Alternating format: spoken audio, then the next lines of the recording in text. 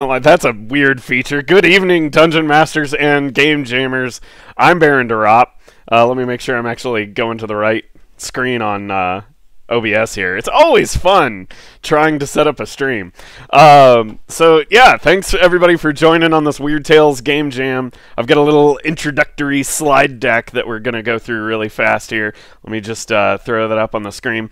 Or on the screen. On the screen here.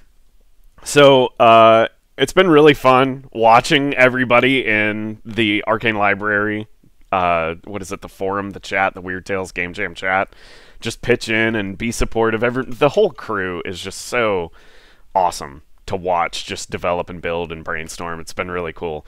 But I want to give a shout out to the charity that we are sponsoring this go around, Develop Africa. If you've been on one of my streams before, I think I've like 70% of my streams I've raised money for Develop Africa.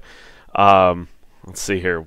So, and also, I just want to let everyone know, we've got a goal, I believe it's a $500, I think I said it for $500, to raise $500 on this stream, and if we hit the goal, we get to spend Kelsey's money. Arcane Library will be matching our dollary dues for dollary dues. So if we raise 500, Kelsey also will be pitching in 500. It's going to be a great time. We can make her go for broke. And I don't know. There's also a stretch goal. Oh, so this is the Develop Africa website if you want to check out the kinds of projects they work on. They specifically work on providing school supplies, healthcare provisions, all kinds of stuff for just rural parts of sub-Saharan Africa. Right now, they've got a project to build a new school building in northern Sierra Leone. So if we can, if they've got a $3,000 stretch goal, so if for some reason on the stream we can raise $3,000, they'll name one of the school rooms after the stream. Maybe that's something that we can all pitch in to do. We can have the Weird Tales Game Jam classroom. And if you want to know where it is, that is a spot on the map of where the schoolhouse is being built. Also, I want to give a shout out to Cree on this whole game jam. Cree has been exceptionally helpful in the chat and on the forum on itch.io.com of just fielding questions while I've been kind of busy lately in the tail end of this game jam. Cree's been great. Just fielding questions and helping people find information about the jam or about various other stuff. I just want to give a shout out. Also, Cree is one of the finalists, so judges, do not let that violate your, just because Cree's been helpful doesn't mean that Cree gets brownie points. So I want to introduce our judges really quick here. We've got on the stream Feywild Fiend, Grace World Destroyer, the better half of Bob World Builder, Dungeons and Discourse, or we just call her Discourse, Stephanie Plays Games, and the finalists are, let's rip through them really fast. We've got The Awful Amber Doom by Reverse Etten Games, The Diabolical Lair of Professor Memnon by Ersk, The Last Waltz by A Hobgoblin, Gristle and Vine, The Tomb of... we don't know what it is. It's scratched out. Why is it by Reverse Cree? That's a typo. It should say Cree. And The Mad Goddess by Burning Light Press. And just I did a little bit of recreational data science here just to verify that nobody was like purchasing a click farm in India or something that would, or wherever, to generate fake votes that are 5-star rated. You can see we have a smooth trend line here, and everybody is properly voted for. The winners are legit, and except for somebody struggled. I think they had like a bug in their PDF or something, and it was hard for people to see, so we had one person that didn't score very well, probably because of that. But anyway, that's the end of the slide deck. Hi, everybody. You're now on the stream.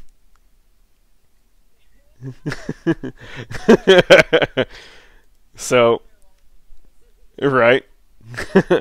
Okay, so, now let me pull the chat back up here. Oh, we've got already donations rolling in. Anonymous donated $50. Anonymous donated $20. And Anonymous donated $50. The hacking conglomerate is extremely wealthy today, just dropping all kinds of stuff. A couple games asked, how do I donate? There should be a link somewhere to where normally you would like super chat. That is turned into a donation. So anyway, yeah. Also, I want to let everyone know there were a few people asking questions about like what happens after the game jam with the assigning tool.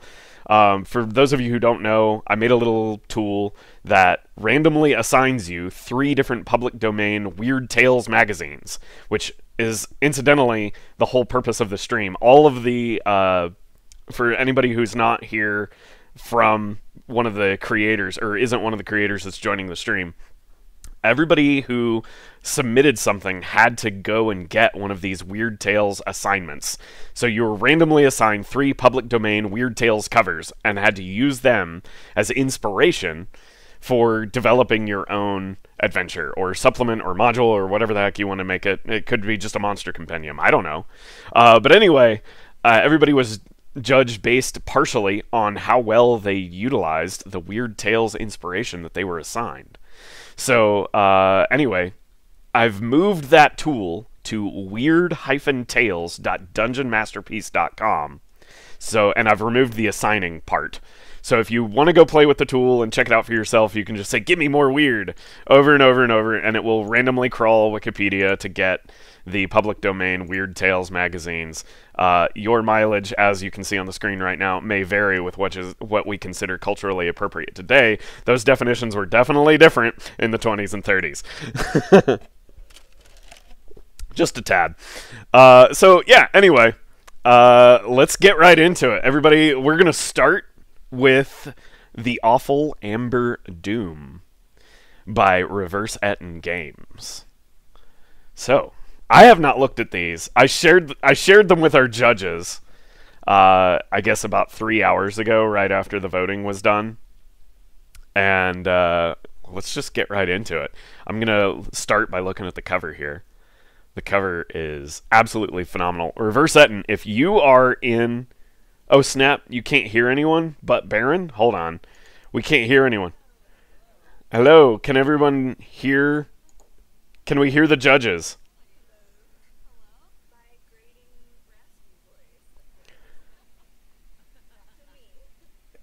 Oh no, can we hear? Hold on.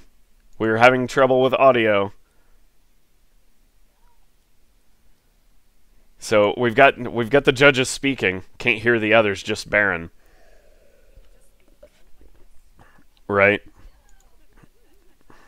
Nope. Okay, what's wrong? They're definitely talking. Technical difficulties. Okay, what's the problem here? How do we get... What is the problem? Oh boy.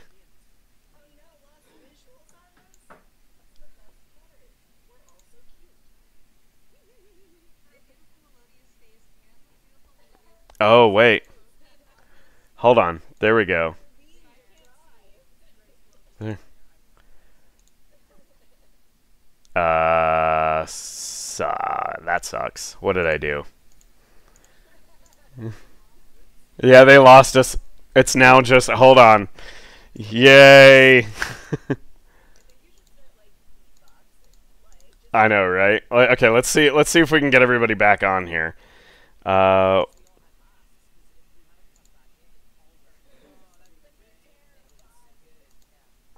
Okay, there we go. Alright, everybody's back on the stream now. The question is, why is your audio not coming through?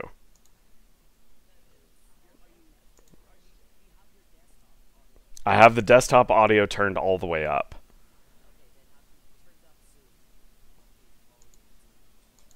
Is that a thing? I mean, I can hear you on Zoom. Okay. Desktop audio.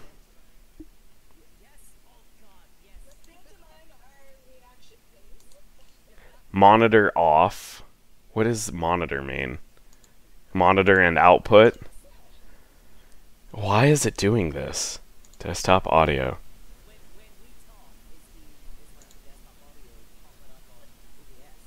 Yeah. Oh, wait. Wait, say that again, Discourse? Oh, no, it's not popping up for you. Oh, I know, right? Yay, problems abound. Okay, let's see here. How do I get... Can I capture the audio from audio input capture? Audio capture device? No. Audio output capture? Apparently.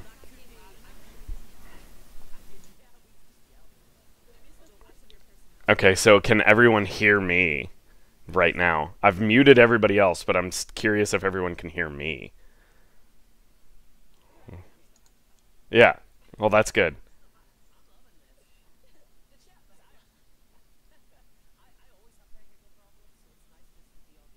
Right? Okay.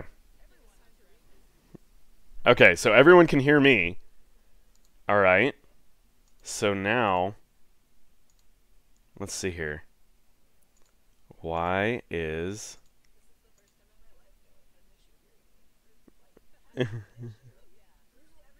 Desktop audio. Okay. Let's do this. I'm going to go over here. Oh no, why does it do that? No, I think it's just whatever's coming through. Yeah, open selector. Yeah. Okay.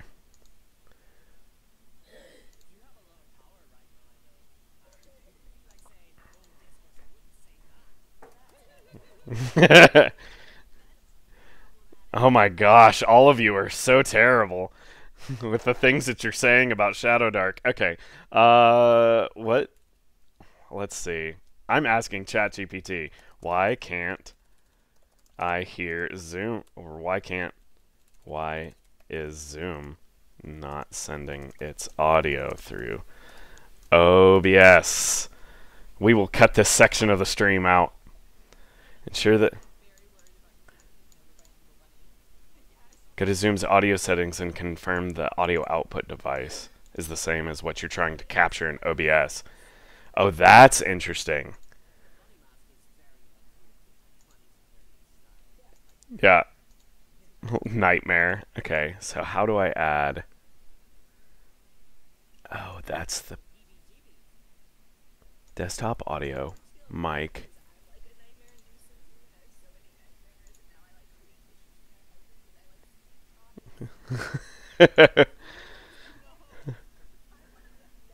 System sounds.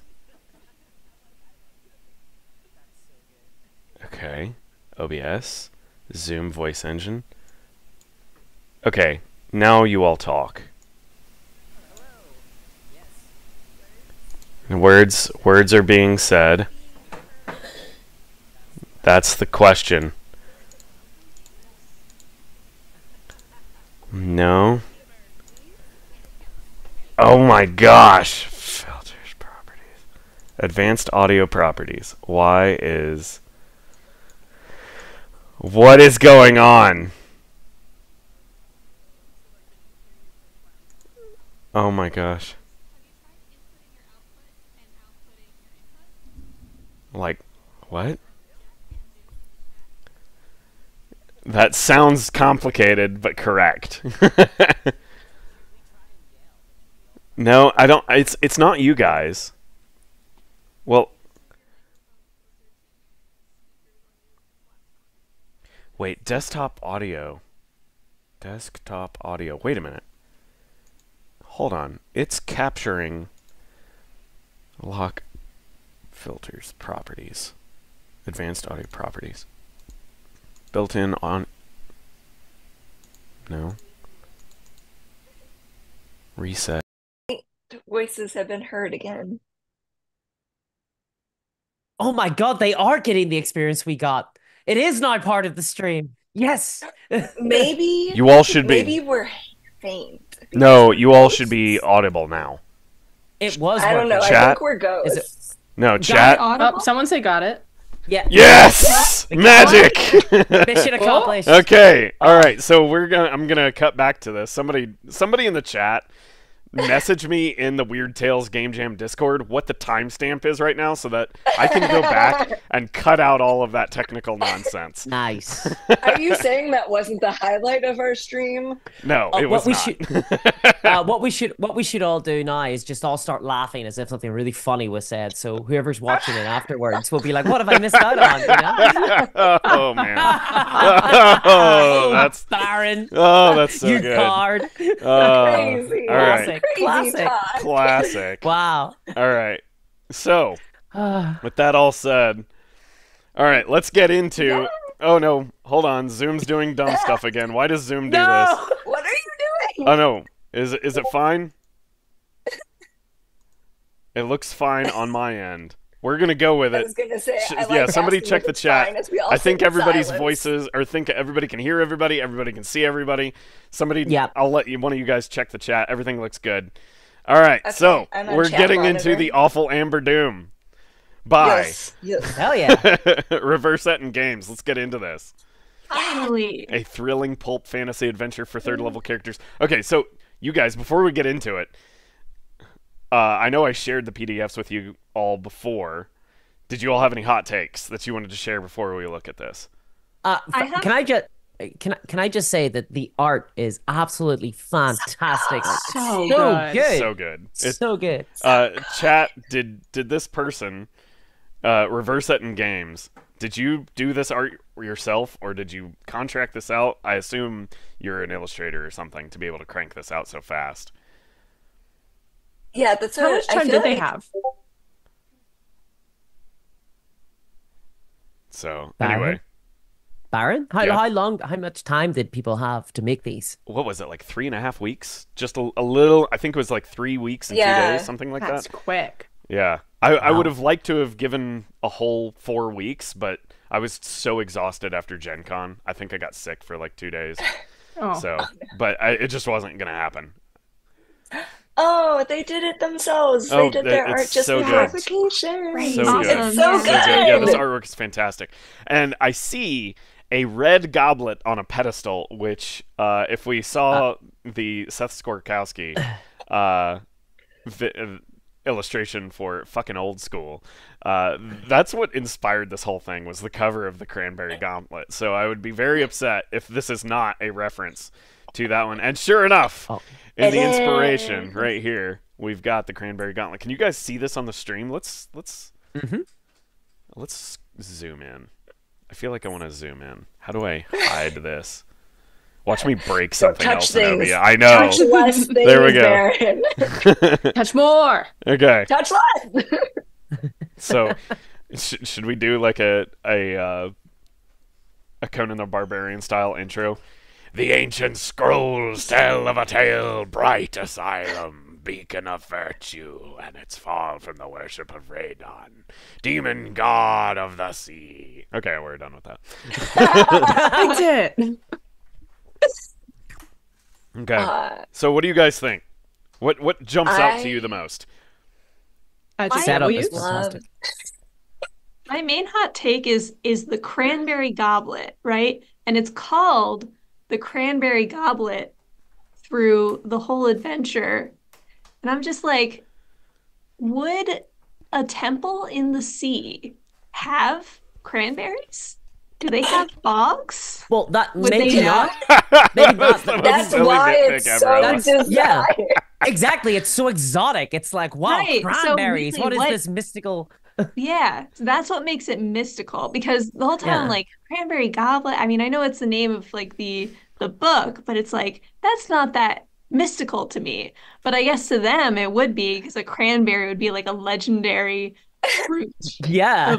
It's like a legendary Hilarious. fruit of the bog god, even though they worship demon god of the sea. Yeah, who also is a Yeah. bat. Who A also bat is a with bat. no I was gonna say the child of Radon. I'm not sure if that's how you would Let's- pronounce yeah, it. the Radon. The Shield of Radon? Is it? Oh, I thought it was like Shilda? the child, like spelled like old fae Yeah. type things. Like an I don't know. old-timey way to Chat- say child. Yeah, Yeah, I was gonna say we'll need phonetic spelling in the chat so yeah. we can know Chat, help how us out. What far is off this base word? we are. Somebody tell us.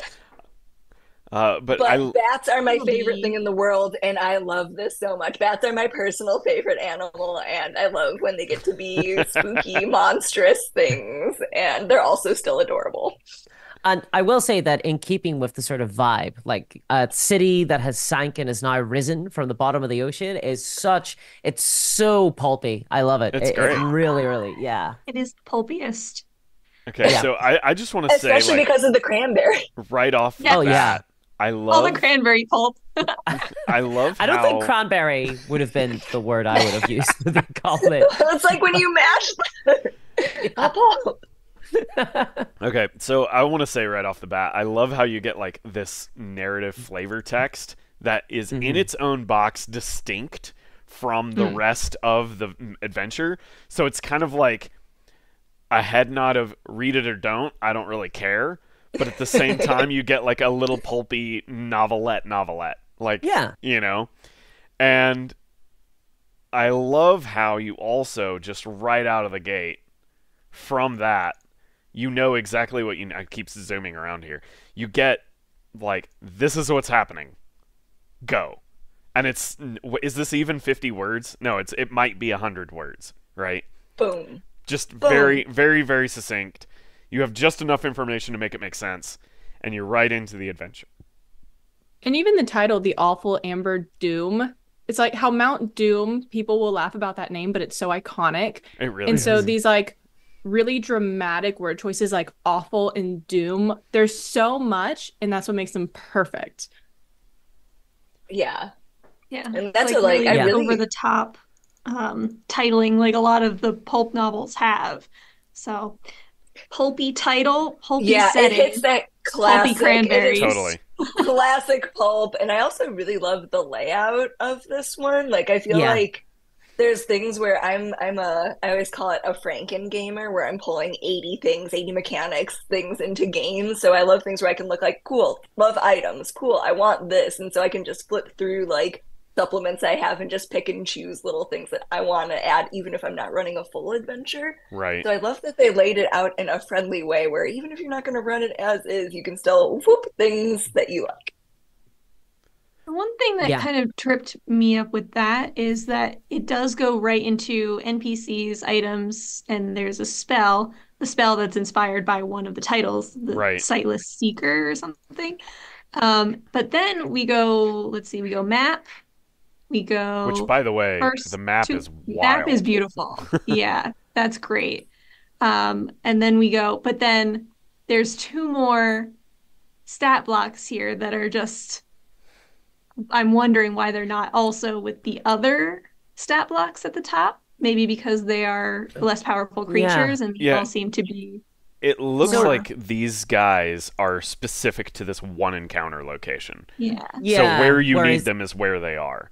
And the Whereas ones that the- are the- related to the entire adventure are the ones that are up front and center so you can get a glance at them before you start play. So this is a little bit of a niggle that I had actually, was that it seems like the setup of this adventure is that not only that you're trying to get the cranberry goblet, obviously, or the cranberry chalice, but also because the corpse master, this third party character who you're kind of vaguely aware of going into it, is seeking out the cranberry goblet. So it's kind of like it's kind of presented as if it's a race, but none of the sort of encounters really felt like you were encountering, like it all felt like you were just encountering denizens of the city, as opposed to like actually encountering the corpse master, you know. Interesting. Yeah. It does go over like his overall tactics of like Yeah. when Yeah. he goes in, but I wish there was more of a chance to encounter him. Like I don't think he's on any of the random encounter tables or anything. So it's like he's there, but he's not present in Yeah. a way that the party could necessarily come Like, upon him. Just bump Unless- into him running Yeah. around. Yeah. I think that's one of those things though, like, especially in like pulpy things, I feel like it's kind of that like omnipresent evil energy. So Yeah. I feel like that Yeah. could definitely be what they were going for. And that's I I can see the more abstracted thought, I feel like, behind that idea. I love the overall setup. I love the idea that you're Yeah. actually trying to find the goblet, and so's this other guy, and he's kind of a baddie, and he's having to deal with the sort of problems in the city as well, right? Like he's also having to get past these ghosts and things, and that's really really cool. But it just doesn't seem like there's a ton of flexibility for the DM to like kind of figure out like what happened. Like there should be a chance, I think, to at least come across like maybe the corpse master's like lieutenant or something, Right, You know, that'd who's be been cool. sent to like slow you down, or you know. Yo, let's look at those random encounter tables. Yeah, let's take a do look it at actually. that. Okay, so Because maybe I'm wrong. Maybe it's a I'm just, 2d6 table. So we've got a bell curve. So we've got zombies and electric eels and homunculites is the most common. And then on the outer precincts, we've got sharks, homunculites, and sea serpents. So we're going to be running into a lot of homunculites. that art. Though they look so good. They look great. I love Yeah. them. I know. They're so the cute third and arm creepy. busting out of the chest there is so good. And then when we get inside the polis, we've got even more homunculites. So that on a bell curve table, those are kind of, you know, granted, you get some narrative points here. Like they're cautious, they're looting, or they're aggressive, but there's still just a lot of them. Choles hidden behind toppled marble pillars, will-o-wisps, allure crawlers to a monster. Otagoofs, those guys. Stone statues encrusted with barnacles and mud. That'd be dangerous to slash yourself into. I feel like the homunculites are, I think of them as like the sea bugs that in certain places you just get everywhere. It's like that's just the thing that's abounding in this city. Like Yeah. it's kind of their home. That makes sense. So maybe you should be seeing a lot of them. Yeah, like this is what became of the original denizens. So of course there's a ton of them around. I do kind of wish they were weirder. That's Yeah. interesting. I think so. I think that the corpse master has actually brought them in because it says that he's on like a palanquin being carried by several of them. Oh, that's Through cool. Where the where city. where was that? Let's take a look at Okay. that. So that's under the corpse master NPC kind of profile Up at the under top? tactics. Yeah. Oh, Okay, let's So zoom it- back up there. true. So there is a description of kind of what you can expect from the corpse master as he goes into the city, but there's no real kind of direction as to whether or not When you and should why be. and where. Yeah. Yeah, that's And interesting. see, that's what I think. I'm biased because I don't want you to tell me that. I want to decide that as a DM. Yeah, that's fair. That's fair. Fair. Yeah. Okay, so Like- the explorer class. What do you guys think of that at the end? I love it. I think it's very cute Indiana Jones type illustration, and I have players who love using whips and wish they did cooler things. So I Right. think that's really, really cute. I love how it combines the all of the delving skills and learning of languages. It's like this guy is just good with a whip and knows a bunch of stuff. It's really cool. It feels very classic. focused It's a class. very Yeah. 1940s adventure. Yeah. Yeah, I really, really like it. And it feels like someone who would be at home in the adventure they created. I feel like it was very cohesively created. Right. Totally agree. Anyone who wants to be an Indiana Jones type can really play with that. Absolutely. Hmm. Absolutely. Especially the finding and disabling traps. I know. Oh, let me scroll so back specific. down. Okay, I'm gonna make. It's add a bonus equal to half your level to any of the associated checks. Mm-hmm. So then the deciphering ancient languages, knowledge of history, like all of it reads is so Indiana Jones to me, Right. and I love it. I like how it's also very clearly inspired by the thief in the Yeah. core rules, the way the Shadowdark rules are written. Mm-hmm. So it's just like, here's all the stuff that you're just good at, but it's all Indiana Jones stuff. Very, very Yeah. cool. And like, I love how there's just like one little bit of equipment right there on the corner of the illustration. Whip, Yeah. price, 5 gold, type, medium, range, close, damage, Yeah, 1d4. That's what I feel like they were able to fit so much into these 8 pages without it feeling overwhelming. Right. I think they did Yeah. such a good They job. did a Like very just good job. Yeah. so much of the layout. It's really well made. I'm Yeah. very impressed. No, this is very fantastic. Also, just as a observation,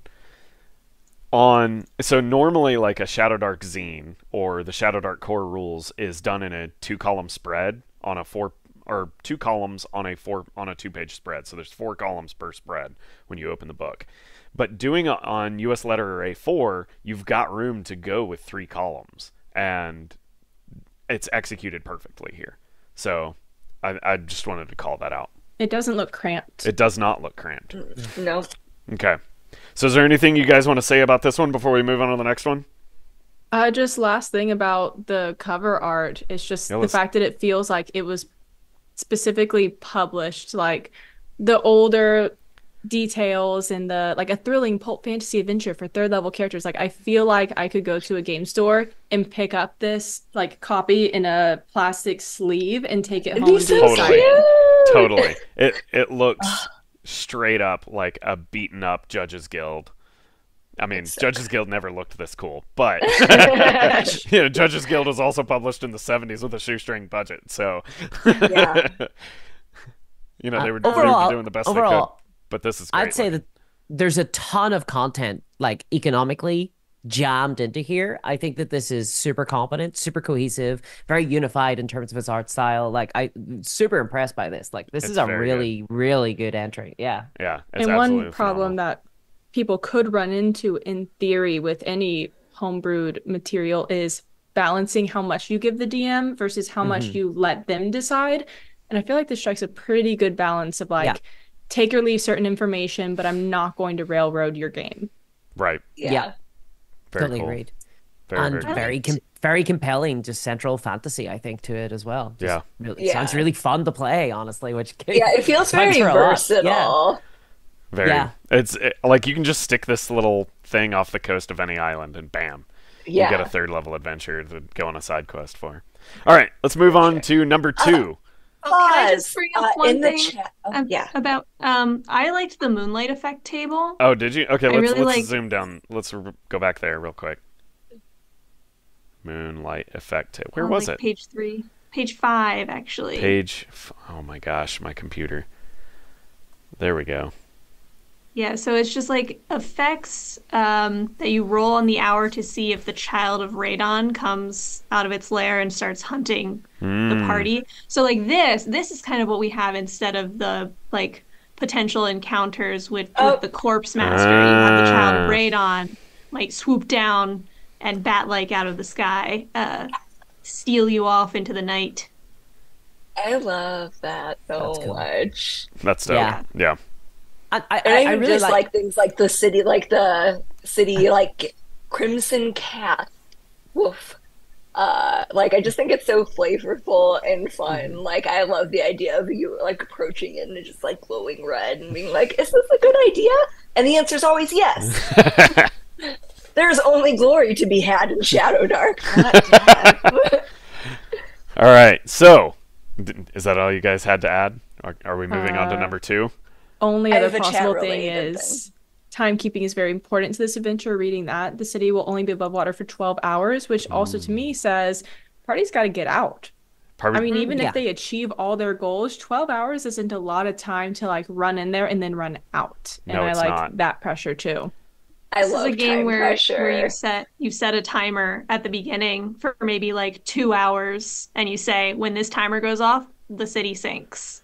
Oh, so does that mean you're also giving like 30-minute torch timers? So like the torch goes out every 30 minutes. Shorter torch time. And after the 4th torch timer, the city goes under. That's great. We're adults. We can't play for 12 hours. We will fall asleep. Nonsense. Oh man, I can't remember the last time I in played real for time 12 only. hours. I've done 8. I've done 8 recently, but not 12. Anyway. I'm an old lady. Also, chat doesn't know who all of us guest judges are. They wanted me to let you know. Okay, well, let's real quick go down the line. And here, actually, can I reopen a closed tab? And no, it's not going to do it. Dry. We'll go back through really fast and introduce everyone very quickly. And remember, everyone, there's also super chats down below have been turned into charity donations. Charity chat. Charity. Come on, guys. Do the thing. and we will see them. Do And we'll that judge them thing. too. We're gonna be judging everything tonight. So Develop Africa is who we're donating money for. It's going to be great. We're going to build a schoolhouse. If we raise $500 tonight, you all get a... then Kelsey is also on the hook from Arcane Library to super chat a $500 tag. It's going to be great. We're going to raise $1,000. But if we hit the $3,000 stretch goal, then we get a Weird Tales Game Jam schoolroom named Weird after Tales us Classroom. in Sierra Leone. It's going to be awesome. Weird Tales Classroom, come on. And then our judges, Feywild Fiend. Go check out Feywild Fiend. And then Grace World Destroyer, the better half of Bob World Builder. Dungeons and Discourse, just Discourse here is fine. And Stephanie Plays Games. So go check out all their channels. Go give them a sub if you're not subscribed. And yeah. All right, so now back to the thing. We're going to do The second one. the number 2, Professor Memnon. And so I am obsessed with Professor Memnon. Excuse me. Yes. The diabolical lair of Professor Memnon Yes. is who we're looking at today. This adventure contains, I love how it looks like a magazine cover, stats for Professor Memnon and his heinous henchmen, a map of the diabolical lair, tables to create your own supervillain sanctuary. So we get I want to create my own. it looks Yeah. like We'll we plan get my both next an apartment. adventure and a toolkit, which is dope. August 2024. So yeah, right off the bat, I love Professor Memnon. I was saying in the chat before the stream that I wanted to go out and get a lion mask so that I could look like Professor Memnon. But I love him. I love his little jellyfish robot pal. That's awesome. Who then, like, if we read more into the adventure, the jellyfish is like a sociopathic psychic jellyfish. Oh, I So I love that. it. It's so good. It reminds me a lot of what's that one thing, Earthworm Jim? Like Yes. something about it reminds me of Earthworm Jim, which is dating myself by a lot, probably. I never got into Earthworm Jim. I can't recall. I was probably the right age. Missed It is out, such a yeah. weird Yeah. that and what's the one with like the moth guys? Like something about this adventure Oh, the reminds Tick? me so much. Yeah, the tick. The moth friend. The Tick, I and he love had the a moth sidekick one. that was a moth guy or Yeah. something. Yeah. I barely remember that. There's something about it that reminds me of like this reminds me of that for some reason in like the best possible ways. Like just the campy like vibe it has. It's so Yeah. fun. It leans into it so hard. And So- again, the layout on this one's stupid beautiful. I want to Oh, yeah. know. This looks all kinds of Photoshop drop shadow, but it's so like it looks like it was chopped out of multiple pieces of pulp illustration. Like a collage. Like this was collaged together. So, Oh, Erisk, that's are you in the cute. chat? Can you confirm or deny that that's what's happened here? Because this That is you are a collage this is artist. pretty good collage work if it is. It's by the fantastic. way, how close It's are so we good. to the goal? To the fundraiser. Oh, we goal? got some big donations. We've got some there in serious chat. donations. Let's go Yeah. over the donations here. It looks like we've got who all is here. We've Yay! got John Carney donated $50. Nick Campbell donated $20, and Sticky Slapshot donated No, sticky $20. icky slap shot. And Sticky icky. and Kelsey, you are absolutely correct. You need to get a print copy of all of these. What we Mhm. who knows? Maybe I'll get like a charity license or something, and we'll set up like a print-on-demand version booklet somewhere. Yes. Oh my And, god. like that we'll was- we'll like whatever it costs to print on demand, we'll do 2 or 3 times that much, and then kick all the money over to Develop Africa or something. Yes, If that's yes. cool with all the finalists, I don't know. Oh, we got another $50 optional Whoa. rule. I love that. Hey. Thank you. We were over the halfway point. Well over. Well over that. How much have we raised? 325. 325. Hell I yeah. love it. Wow. That's excellent. Come on, guys. We just need what? Way to show up, chat. Less than You guys 200 are more amazing. dollars, and we'll have Harmony. spent $500 of Kelsey's money. It's gonna be good. 170. We Hell love yeah. spending Kelsey's money. I love other people's money. All right, so let's look at this map. I love that it's Yes. got silly blueprint style feels, but also I- Yeah. hand drawn vibes. I kind of wish it wasn't Yeah. black on red, just because that for some of it makes it a little hard to see. But I do agree. like the aesthetic. The aesthetic is cool. It would have been nice if it were like red lines on white. But then I also like that there is white present. So like the names of these different places and finding their numbers is really easy to see. Right. Yeah. I'm just contrast. thinking about it from like printing CMYK. Like I'm not gonna run this from my desktop or my Well, a tablet. actually, this feels very suited to digital because you can actually click the map and it will bring you to the section. So Are you it's all serious? Oh, look at So that. I'm just Ooh, saying. so good. Oh Okay. snap! All right, Yeah. all right. Maybe this is tablet. That's okay, super so handy. Really Points good. back then. Yes. we may need That a, is cool. a printable version of this, but that is cool to be able to click That the is little cool. Yes. rooms. And I will say, like, I think that the red on black is, I think it fits so well with the vibe and the theme. Like, Yeah. it just, Yeah. it looks beautiful. By It's the so way- Yeah, I good. do think Matters it's the a line lot. thickness. Do we just get the line straight into the weight's map? just- It's just straight into the map, isn't it? We don't have any. Yeah. It's just raw dog. You're there. You don't get any. Yeah. Yeah. Okay. Which I like like that. because I don't always like when I'm reading something that comes before the map and then whatever it is references a location before the map has been placed. So then I have to flip through the adventure to find the map and then flip back to the thing that I was reading. So map first is one of my like personal design Okay. preferences. Okay. Yeah, All right. Interesting. And do you know I'll what? When second I'm that. opening a magazine that's like the diabolical lair of Professor Memon, the first thing I want to see is the diabolical lair. Like that's what I'm here Yeah. for. Okay. Well, That's fair. yeah, Yeah. that You is get the sweet exactly spot, what's on the but, like- tin. I'll give you that. yeah. Yeah. All right. And I'll say it's just fun. It Like is fun. Yeah. the style of the art following the map and like the diabolical layer, the drama of these submissions so far, just like I don't know, it screams fun to me. It is super. I love the names of the stuff, like the little subtext of what's it. Cavernous cliff has an avian control ray. Like what? I like hidden saw blades with a So little good. arrow. Yeah. So good. And the Is wave there- pool is Ota. How do you pronounce Otyug. that word? Otyug. Otyug powered. Yeah. The bedroom has garish decor. What is it like? Fake They gold showed and some fur. of the garish decor. You go all the way down to the bedroom page where like the wave pool. All right, Um, hold there on. by It clicking shows some on of the I'm gonna it. decor. click and go. Here we go. Nope, it didn't take me. Wave pool bedroom. Here we go. Oh my gosh, that The illustration. painting. It's so good.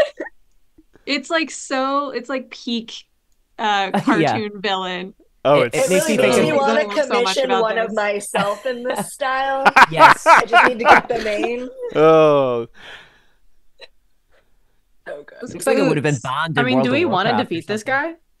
I don't I mean, think No, so. I wanna I join might him. cuddle I with him. definitely I don't would. know. What? How's he paying? I mean, Oh yeah, that's what Hilarious. I wanted to generate a villainous room. I think my next apartment should have what's a 15? I think I should have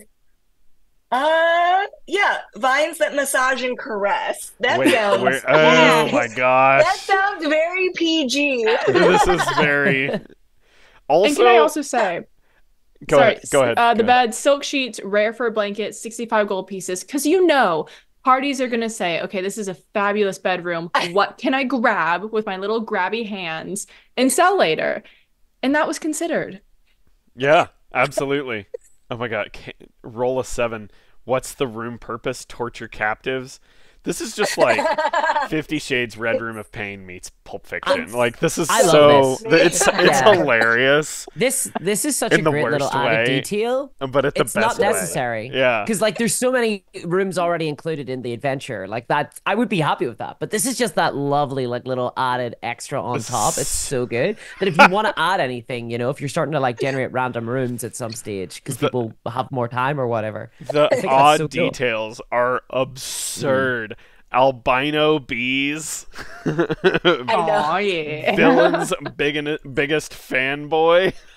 I love it. I love it so much. It's so funny. So bad. Macaroni replica of nearby town. What the fuck? Yeah, I think my Macaroni art. players would absolutely befriend this guy instead of trying to my fight gosh. him. Yeah, we That get would into one of these 100%. rooms. This It's over. feels like Okay, if you guys are familiar with Swordfish Island's The Dark of Hot Springs Island, there is a villain in that hex crawl called Svarku, and he has very equivocally a little secret Red Room of Pain type villain lair that he keeps all of his ridiculous crap in.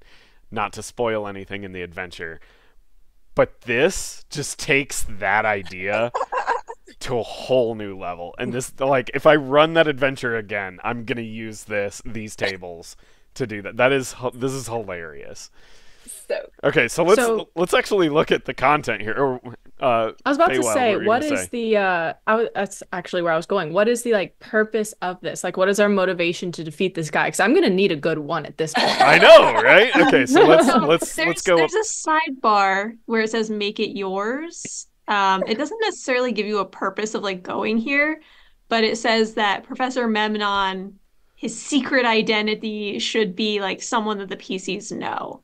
Okay. So like if I were to run this, I'd be like the PCs receive a hand calligraphied invitation of like, I cordially invite you to my lair.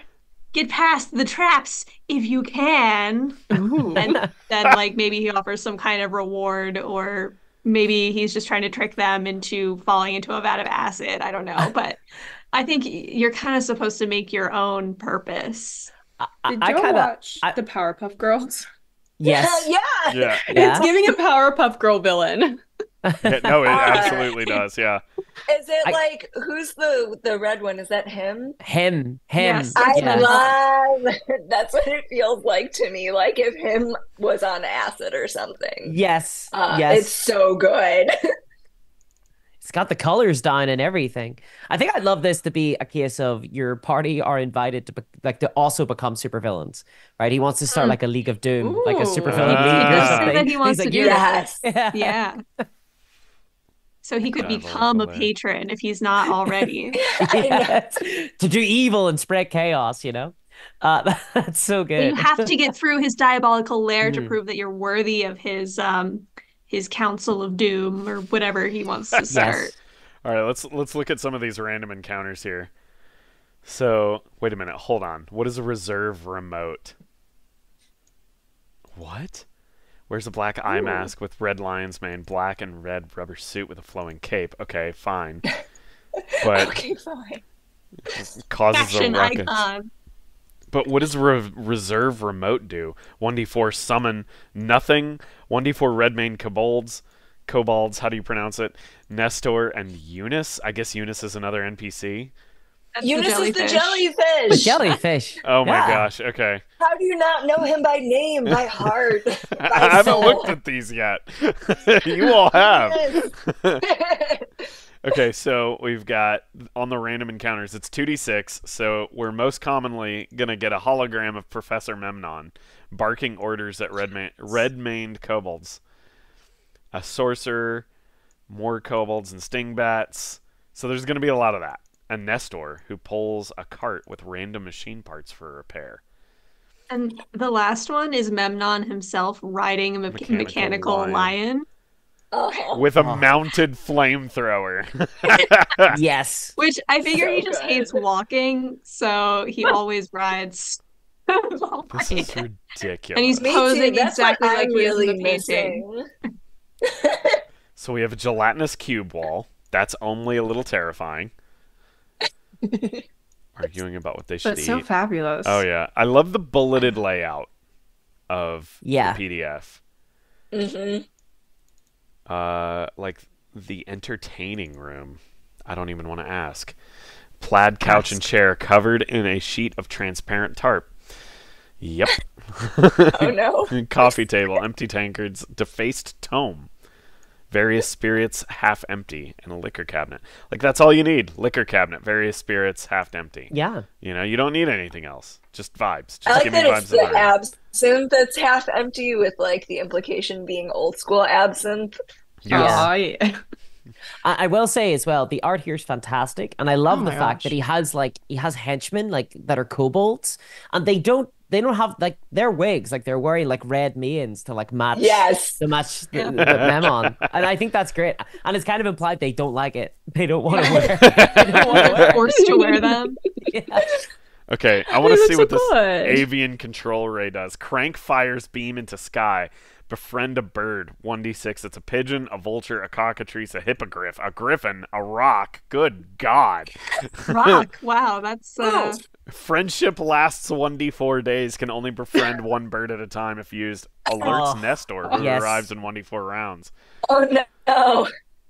so Nestor is a legless giant, right? And Yes. it describes him like being able to climb through the lair with ease. So I kind of picture there's like wires and stuff hanging everywhere, and he's just like swinging from them like ropes. Yeah. Like, how terrifying would that be to see a giant approaching you at speed from the ceiling? That's That really is cool. terrifying. I also thought it could be more subtle. Like I thought it was maybe like some of those vines that could potentially give you very PG massages in the bedroom. Maybe he like slowly On the pulls vibrating his beds. way Yeah. on the very PG vibrating bed. This is massage purposes only. Oh my But I gosh. thought he could like pull You said it, I himself didn't. along the ground. Like That's also I hate that in terrifying. horror movies. Like the Yeah. slow Yes. drag. Man, nothing I- like triggers fight response more to me. And I love that. I love that it's got that extra bit of character, right? Like Nestor could have just been a giant, but he's not. He's a legless giant, and now there's this really interesting world building of him having to get around the dungeon in these certain ways. Like it's really inspiring for him. Yeah, I assume Nestor is from one of the stories that was used to inspire this. Yes. Module. It's from Dr. Satan, which is Okay. what Memnon is based off of. Gotcha. And there was a legless giant named Bostiff. Bostiff. Oh, awesome. Okay. Yeah. So good. Can I also just say, slightly going back to page 3 under the rumors list, which I think is cool in general, it's a false rumor, but he often collaborates with other villains. Romlot's Raider and Seductor Shun, they are forming a villainous super league. The author of this was way ahead of us. Half true. Yeah. Birds have been acting stranges, falling from the sky and their wings singed and eyes dissolved. That's terrifying. I know. Ritual Half true. sacrifice. So which half of that is true and which half is false? Well, there is I mean, I the- guess they're the- acting strangely because of the bird ray. Right. There's Yeah. the avian ray, but they don't die from it. The professor utilizes the artifice, harnessing the elements to power his dastardly experiments. Yeah, this is great. This is just great. Okay, so I mean, I've been like skimming over these rooms, and they're just so rich with just absolute Yeah. insanity. Like this is the most But it ridiculous. feels like cohesive insanity. Yeah, like, it there's does. something Yeah, it about that totally feels does. Like it doesn't feel random. It feels thoughtful. Random. Yeah. Yeah. Like, Like, this is it's the really type. good. I feel like both DM and players would just have like equal amounts of fun experiencing this. right. I like how 100%. there's a lot of these like weird little random tables that are scattered throughout like this carousing roll here. There's a little random table here that, you know, you can carouse at this bar, you know, when Wallace is doing it looks like he's offering you a drink or not, maybe. No, it's he offers you scrap metal? Something, I don't know. Anyway, He eats scrap metal because he's a rust monster. there we go. Okay, so Wearing a little red vest. oh my gosh, that's ridiculous. I love this one so much. So then, like, there's these little random tables scattered throughout the rooms, and I really like how the room sets the tone of the vibe, but then there is randomness contained within the vibe of the table. Or the vibe of the room itself. So, like, the room itself is not random. Like, what happens within it is the random part. But everybody kind of is already on board by seeing, like, oh, this is the Red Lion Tavern. This is, of course, what's going to go on here. Of course we can go carousing, you know? Correct. Like, the balcony. There's just clay pots filled with stuff. Stingbat guano, fermented cabbage, or 300 silver, or 3,000 silver, jellied eels. Yeah. You know, like, I feel like this is the perfect adventure for groups that always check every inch of every space. You're like, Totally. what about that corner? What about under the rug? What about this? Like, this is the perfect adventure to run for that type of group. It's really good. This is a really good entry. Okay, so do you guys have any last words about this particular entry here? Someone pointed out in the chat at the bottom, the inspiration section is Oh, at yeah. the very end. Let's read it. I really appreciate just saying, this is where these ideas came from, and here's where it nods to. And I find that thoughtful and yeah. fun. It kind of ties together a lot of these details. That was one of the rules. Is from the inspiration they got, they had to put the inspiration in the module somewhere. They had to tell us. Good rule. They had to tell us what it was, why they did what they did. So I looked up those covers because they weren't like pictured anywhere in the adventure, at least not that I noticed, and I couldn't really figure out what the nods to Thing of Darkness or John Cotter's wife is. The only thing I could come up with for John Cotter's wife is that the jellyfish is Memnon like married to the jellyfish, like a Plankton and Karen situation. But I don't know what the Thing of Darkness was.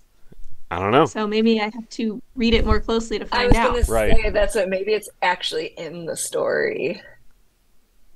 Who knows? I know yeah. some of the people actually like read them. Mhm. So maybe it's a more subtle nod, and I would love to know. I don't know. So you got, and is that our final words on the diabolical lair of Professor Memnon? What an icon. Yeah. I know, it's Yeah. great. I know. I can't wait to become him. God, I want to be him. It just does. wanna have It that seems, beautiful but I red couldn't mane. find a lion mask. Only it a seems really terrifying fun. rabbit mask. It seems really fun to run. Like Oh, as a absolutely. DM, it seems like you can have a lot of fun, like role playing as Professor Memnon, and that's always appreciated. Right. No. I feel very grateful to have access to every single one of these PDFs. So far, I'd say this is the one I want the most to just like run tomorrow. Yeah, Yes. for sure. All right. It's so fun. So, everybody, before we go on to The Last Waltz, which just from the cover clearly has a very different vibe than what the last two we've been on, the last two trips we've taken. Just real quick reminder, we're still raising money. What are we at, chat? How close are we to 500?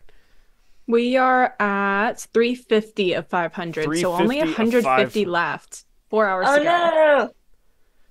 So, But if we hit 3,000, if we hit we can have a 3,000, guys, classroom. at this rate, it We doesn't can't look hit like we're gonna get 500. much. How can we classroom? Let's see. Okay, so The Last Waltz by a Hobgoblin.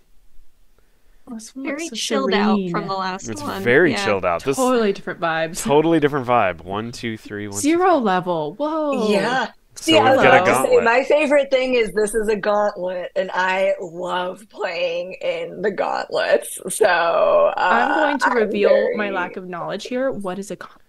Okay, so a Oh. gauntlet, for those of you who are not aware, and thank you for asking, Feywild, that is where you start off with a character that has 1d4 hit points and has like 2 pieces of equipment, and you usually start the game with 4 of them.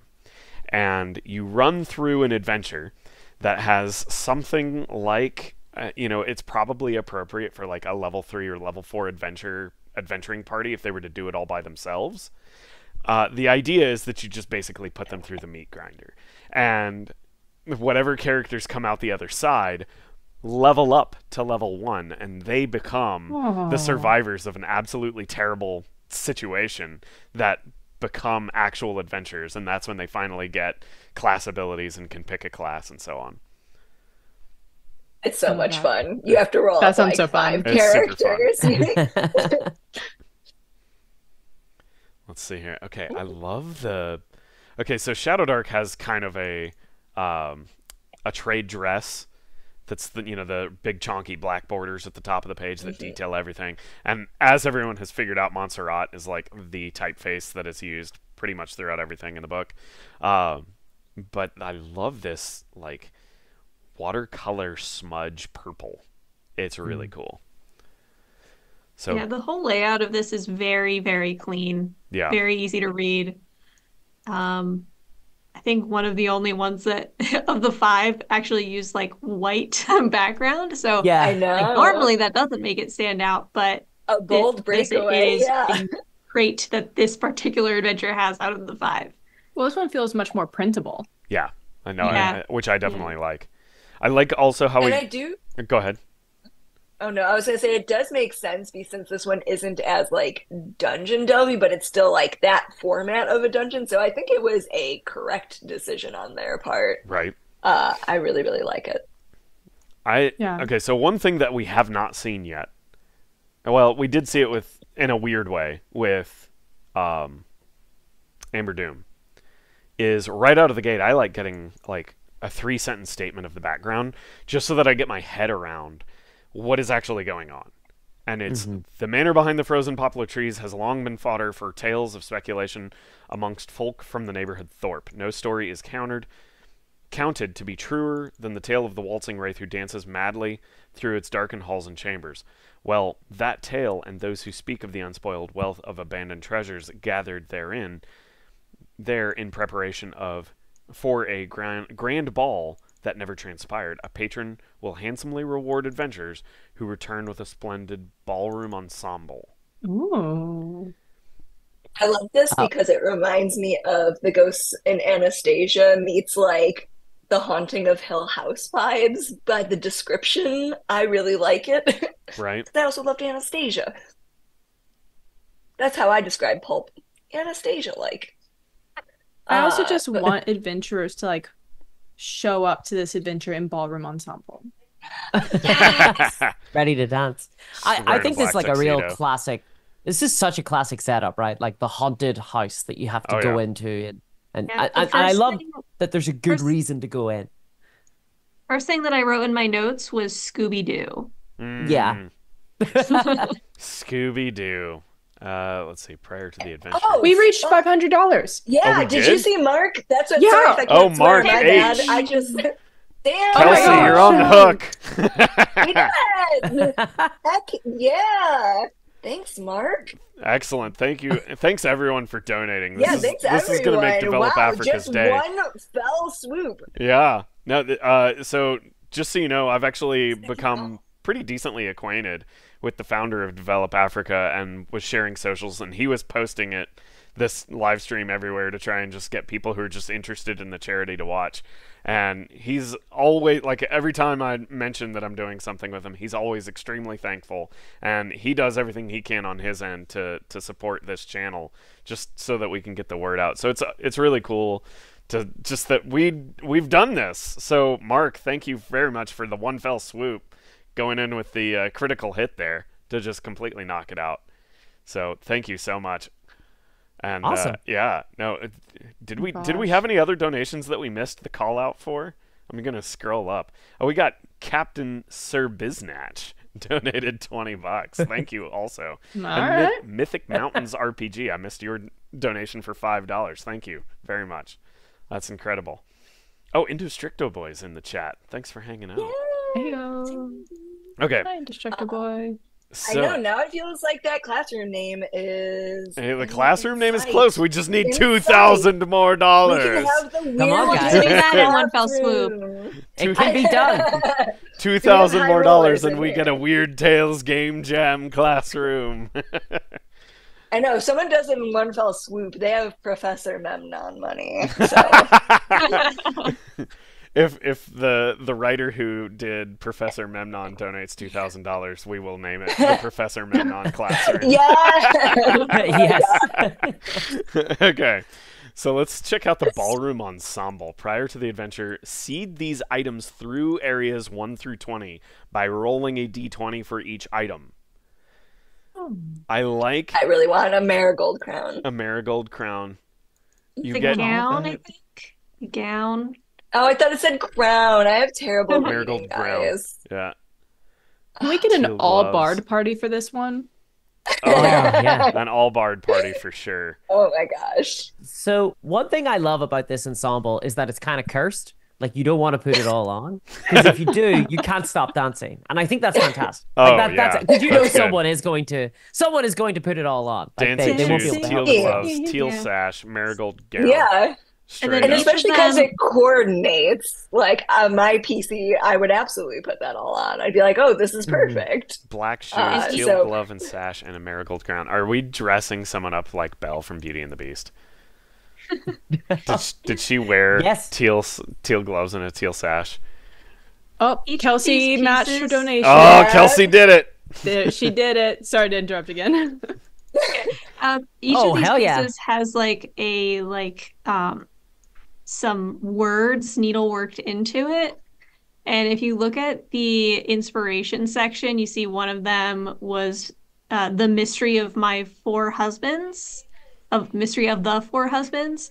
So I'm like, was the woman who was gifted all of these items like two-timing or four-timing all of these guys so they each gifted her a piece and put a curse on it together to like force her to dance forever? That is the lore that I came up with because there wasn't any there. So I made it. That's funny. So is there no explanation as to why this sort of item is cursed and why it's here? Not that I read, but I like that because it gave me the opportunity to create my own story there, and I like it when modules do that. I think Totally that's agree. fair. Yeah. I do like to have like backstory on curses because otherwise, that's what I'm like. Then I am gonna have to come up with it. Which once again, like I said, I do like creative control, so I don't completely mind that. But Right. I do wonder what their vision was. Oh, it says so in the rumors. It says ballroom ensemble Where's was the- a collective wedding gift from the bride's prior husbands. Oh. So I guess I was Okay, Oh, that's Kind of we're right. onto it. That's creepy too. That's good. It's like, why are all the husbands trying to give magic items away to their ex-wife? because they want to put a curse on her. They did it all Yeah. together. Don't accept Uh, gifts from your ex-spouses, guys. They're all cursed. I love that. I think that's fantastic, actually, and I Yeah, like yeah. that it is in a rumor as well. So we might not get the answer, but at least there's a suggestion of something. Right. I think that's great. Yeah. Also, Can I the Ronald donated $50, and everybody, Yeah. in case you missed it in the chat, Kelsey said if we get to $1,500, Kelsey will donate another $500. Is I believe that would be enough to put us to the $3,000 mark where we get to name a classroom. We could so do this. Kelsey. Could we do this? Kelsey's a baller. I tell you what, if we can get to, I'll split the next one with Kelsey. If we can get to 1,500, I'll split the next one with Kelsey. Oh Get wow. it? You hear that, Or chat? rather, if Spend we get to money. 1,000, I'll match her. If we can do that. Yes. Yeah. That's We what I can meant do to say. this. Okay. Get it, chat? You're spending Wow. twice the amount of other people's money now, friends. I love this for us. So Nick Campbell says it's not cursed. It's just the emoji stuff is in the way. Is a fancy Iron Maiden for the foyer. Perfectly reasonable. Okay. Perfectly. So let's. Decorative. When encountered, the waltzing wraith is in fact a ghost. Will attempt the waltz with one character, prioritizing characters wearing part of the ensemble. And then a waltz led by the wraith must make increasingly difficult dex checks, or you start getting life drained. I love that because I love things that seem kind of silly to the PCs, and then all of a sudden you're like, hey, wait, what? Like, no, this is supposed to be like, this is just a ball, especially in something like Shadowdark, where you're like, oh, we're not even fighting things, we're having fun. Just kidding. Yeah, it's just like a spooky trap that kind of has the potential to pop up anywhere. And it doesn't look like a trap because it's a ghost. Mm-hmm. And you can fight it. Right. You can. So But you also, if you just dance all the way through the waltz, it goes away. So I also Maybe feel just- like there's one member of every party that's going to do it. Oh, absolutely. Oh yeah. Yeah. Yes. I've got one player who he is the kind of guy who wants everyone to goad him into kissing the succubus, but we all know deep down he actually really enjoys being the one who gets to kiss the succubus. He just is terrified. So yeah, I like the random encounter tables. How we have interior and exterior. We've got 2 donations, a $100, a $36. Oh, and another one, Francois Messier. Francois. Yeah, Francois Messier donated $20. Canadian. Is that more That's or less? awesome. I think it's like $18 American. But it's still a donation. Thank you all very much. Stop devaluing our donation. Like, can you add $2 more to that? Indestructible Boy said Africa's about to get so developed. We're not. Can I say on this banner about this classroom? Random encounters page? I just got like will-o'-the-wisp, violet fungus, mushroom folk. Is this feeling okay? It is. It is absolutely. Yeah. Are you saying this has to do with me? Hello? No, I agree. That's it. I feel like they took really good, like, kind of fae flavor that fits in so many ways, like, into, like, other genres. They did a really, really good job of picking out creatures. And I do like kind of the oddball out from above, like the winged yeti that is nesting and doesn't know how long. They don't know how long it's been nesting in the Manor's dome. Right, it's just hanging I think out that's there. just like a really like jarring one if they run into it. It's like, how the heck did it get in here? Well, I will And it's say, been- like, the inspiration that they have taken from the 3 covers, they're not like obvious kind of inspirations for an adventure, right? Like they're 3 very like, you know, it's not like a big dungeon or a big, you know, like a big city or whatever. It's like 3 really random like covers that you're seeing there, like 2 people dancing. You're like, yeah, I'm gonna pick those. That's it. Yeah. I'm inspired. The map is an interesting layout.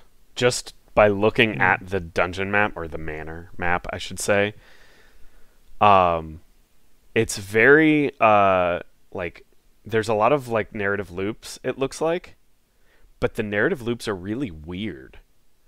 Like, they're not what you would expect. I guess you go in through the front here, and then there's a wraparound porch. But the wraparound porch goes by, like, 5 rooms that you can't get into. So there's only like 3, 4, 5 controlled entrances into the building itself. It's very strange. There's a grand staircase. I guess this is the lower level here. And a number of rooms. Let's get into what's actually going on here. A grand dusty foyer with high ceilings, stairway, doors, digging 4 items. A music room, sofa and chairs, remnants sit on the ornate rug. Turret, 4 pale stingbats sleep high in the turret, roused by any sudden noise. Stingbats! Stingbats are great. You gotta have stingbats. I love them. It's not a real They're classic. It's not a Shadowdark adventure unless there's stingbats. They're really good. Did we just get more donations? Anonymous Anonymous donated 7 and 13. I think there's a war for an even number of donations because we're getting $7 and $13, trying to keep it at like a rounded 0. That's so funny. Make it awkward, chat. Make it awkward. Do Let's it. do this. Make No, it weird. Make it weird. I've all the OCD people crazy. Motivated enough to donate because of it. Right? Okay, so this is It's as good of motivation, if any. If not the upper altruism, level. why not OCD? I know that I always struggle with creating like actual building maps because Yeah.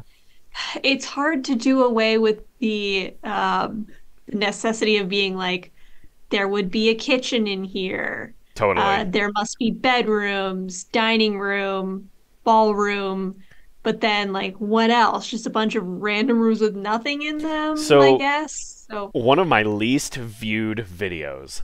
Everyone should go watch right now. At least viewed. You know it's Well, if good. you're- No, plug, I it's know because that. it's such oddball content.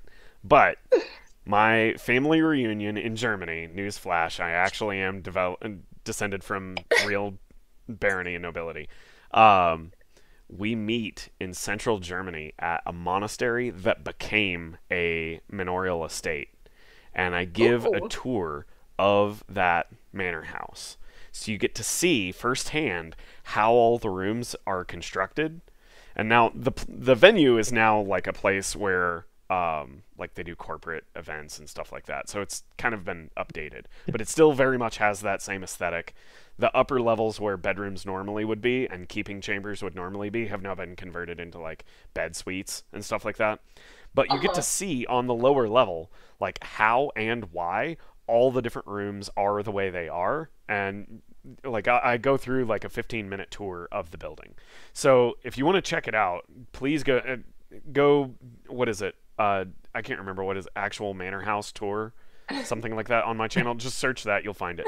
But there was a lot of justification for having the nuts and bolts of it is there's a lot of justification for having one large ballroom on the ground floor and then a number of smaller what are called keeping rooms or sitting rooms all around the ballroom.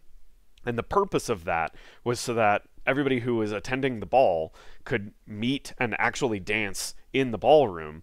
But the ballroom was extremely noisy because you had a live band performing there for everyone to dance. So when you didn't want to do that anymore, you went to a keeping room where you could have a more private conversation. And those were to talk. Those Yeah. were rooms that were like 8 to 15 people in conversational space. And Wow. each room was also separated from each other so that you didn't have multiple conversations all happening at one time. If you went into a room, you were expected to participate in that room's conversation. And then It's like a Discord server. exactly. What the heck? And then Yeah, so there and then would just be a ton of rooms that are basically just sitting rooms. sitting rooms. Yeah. All But throughout.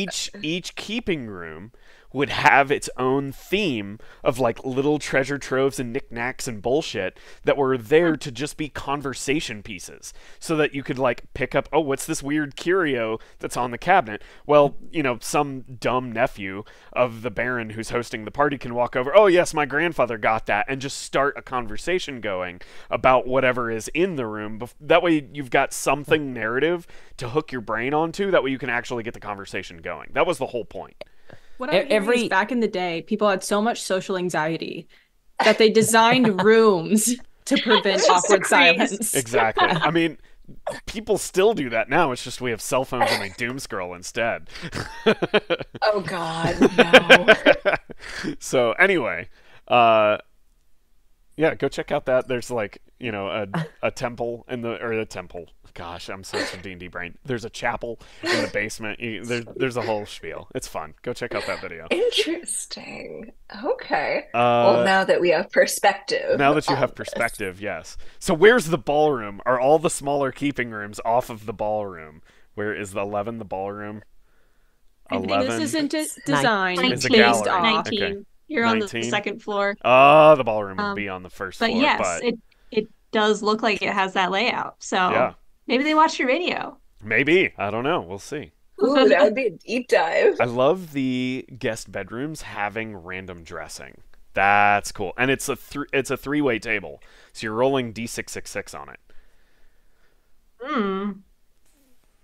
Oh, I like Beware Drome. So I think the drome is the winged yeti, but that just it makes me think Dark Souls. Just a two-word message. Yeah.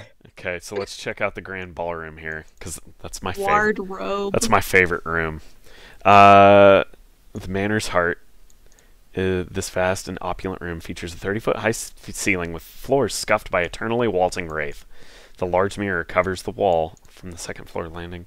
2 grand staircases descend from either side.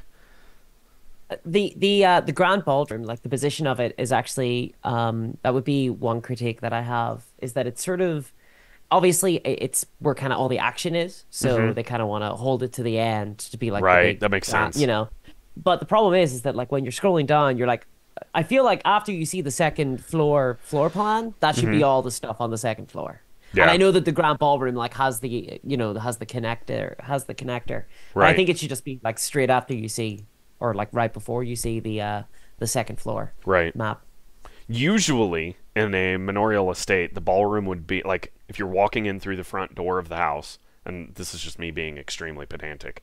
Um, Yes, it is. yeah, I You know. never. Usually, you'd No. walk through like the entry chamber, and then there would be a map room and a keeping room or a greeting room on either side of that main entry chamber. And if the house is big enough, then you have a grand staircase that goes up in the back to the second floor. Behind the grand stair or behind the staircase or behind the entry area, the entry chamber, is where the ballroom would be. And on the wall that is adjacent to, like on the other side of the wall from the stairs, the grand staircase, would be a wall of mirrors. Is usually how that works. That way, the opposite side has a bunch of windows so that it looks like there's, the optical illusion, thanks to the mirrors, of windows on both sides. That's usually how that layout would go. Well, this is a haunted manor. This is a in haunted manor, Fantasyland. not following No. that design. I'm being super pedantic. Not you, Baron. Oh my Never gosh. pedantic. It's my culture. Let's see. The dome. Yeah, but I will love say, I mean, go ahead. I was gonna say, I love how the dome just has that winged Yeti just hanging out. Like, what the Yeah. heck? It's like Yeah. the Star Wars Yeti is. What is it? What are those things called? Like, yes, let's do that, and also it's got wings. At one point, so it says like it won't go into the ballroom because it had a dance with the Wraith. I barely got out. Like, yeah. That imagery is perfect. I And love see, that. I do want to point out, I think this person had a particularly hard 3 prompts to work Yeah. with, and That's a I very think fair they point. did Yeah. such a good job. They had some of the least shadow dark looking ones, Yeah. and they did so much with this. The nursery I feel full like of this toys. could be put Oh, in like a fairy Whoa, realm, hold on. especially with the winged creatures. guys, the attention to detail on this prompt. Oh. A small room filled with toys and 2 tiny beds. A pastoral fresco scene crumbles on one wall. Toys, rocking horse, carved and painted animals, and a wooden rattle with silver rings. Never rattled. What? How do you know that? Never rattled. Like, what kind of Is that a divination callback magic to would that the players poem? cast on that thing to know that it's never been rattled? Well, it's the to sell, children's shoes. Yeah, and exactly. Yeah, Exactly. that's what I'm like. Oh, yeah. Bear. The, She's there's a lot of it. There's a lot of atmosphere, I think, Yeah, which is it's- kind of Yeah. what this has to survive on, right? Like this is all about the atmosphere, Totally. and so I think there's a lot on the DM to kind of run it as a scary, as it's a spooky adventure, It's super spooky. Yeah. Yeah. But it could also be so heartbreaking too.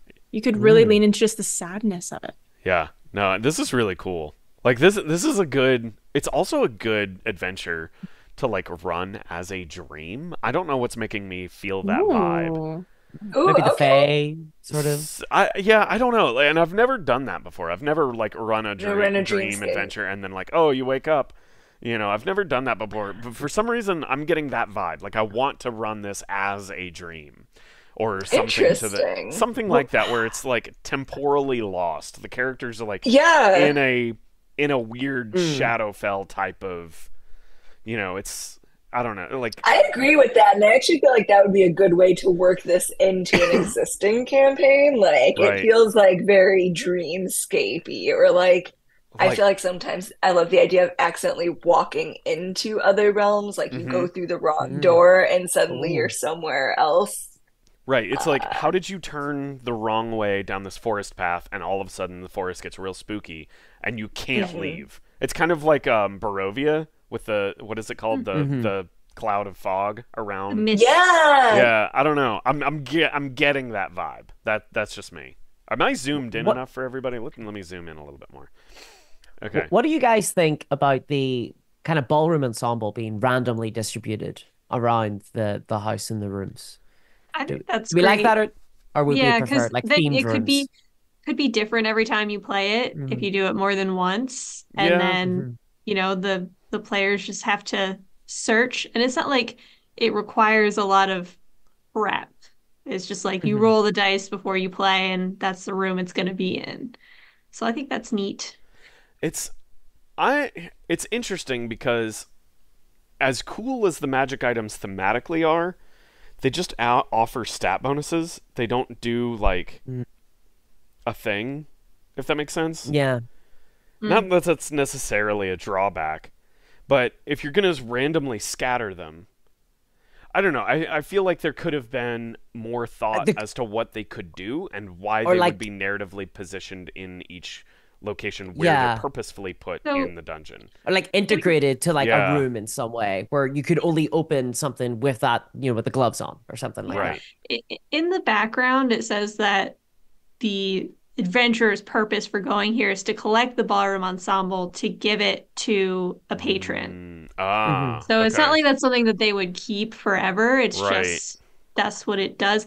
And the reason why it does that, like for the dexterity bonuses, is because if you're doing the waltz with the wraith, if he catches you, then it's dexterity or charisma checks to succeed. And then if you complete the waltz with him, he goes away and the curse is broken. Or at least the curse on the wraith himself. So that's why that's what they do. Right. Okay. I think we've picked this one apart quite a bit. What do you guys think? Do you have any last words for this one? But we do have some more donations. Oh, yeah, we do. Let's look at those. Good Lord. Let's see. We had a $23, a $50 from Anonymous, a $24, a $5 from Harry Koo, thank you very much, and another $18. The Anonymous is just ripping it up here. What are we? I can't see because I'm watching like the studio chat. What are we at right now for 1,360. 1,360. This is incredible. We're getting so close. We're getting very close. We're almost there. We still have 2 weird tales to get through. 2 weird tales to get there. And remember, everybody, we've got our own money on the line here. We've got another $3. Yes, making it weird again. Yes. Force the hand of all the people who hate seeing weird numbers. Weird deals, weird donations. Weird games, not weird numbers. Yeah, if someone did like a 47, I would lose my mind. Yeah. Oh yeah, somebody push it to 47 right now. All right, or 52 and a half. The universe. Can we do 50 cents? Okay, so let's get into. If we start doing change, that would be. I saw someone say that you can't because I would laugh so hard. Oh. That would make me so happy. Yeah, whoever Anonymous is, Jack Van Doom, I agree. They are a true high roller. It is the hacking society. Make Kelsey and make Baron spend that money. Cameron Moss. There we go. Thank you, Mr. Moss. All right. So let's get into the Gristle and Vine, Tomb of the... It's scratched out. Can we... Whoa. What is You're not supposed to read it. Don't say the name. Don't say that. Oh, it says never say the name. I know. Let it remain lost. Whoops. Okay, we're not going to say it. It looks like it says Ven, though. So Don't say it. Okay. It's like the one thing you're not meant to do. Okay. And it looks like this is designed to be printed as a zine. So even though there's 8 pages in the PDF, this is a 16-pager. That's a lot. That's okay, crazy. so inspiration, we've got the Gargoyle, the Devil's Rosary, and the 7 Seconds of Eternity. 7 Seconds of Eternity looks nuts because those are definitely like spy planes with skulls on them or something. So I expect to see skull face stingbats in this adventure.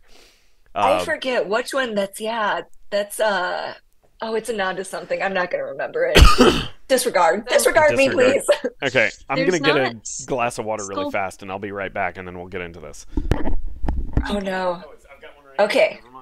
We've been left to our own devices. No. Look at that.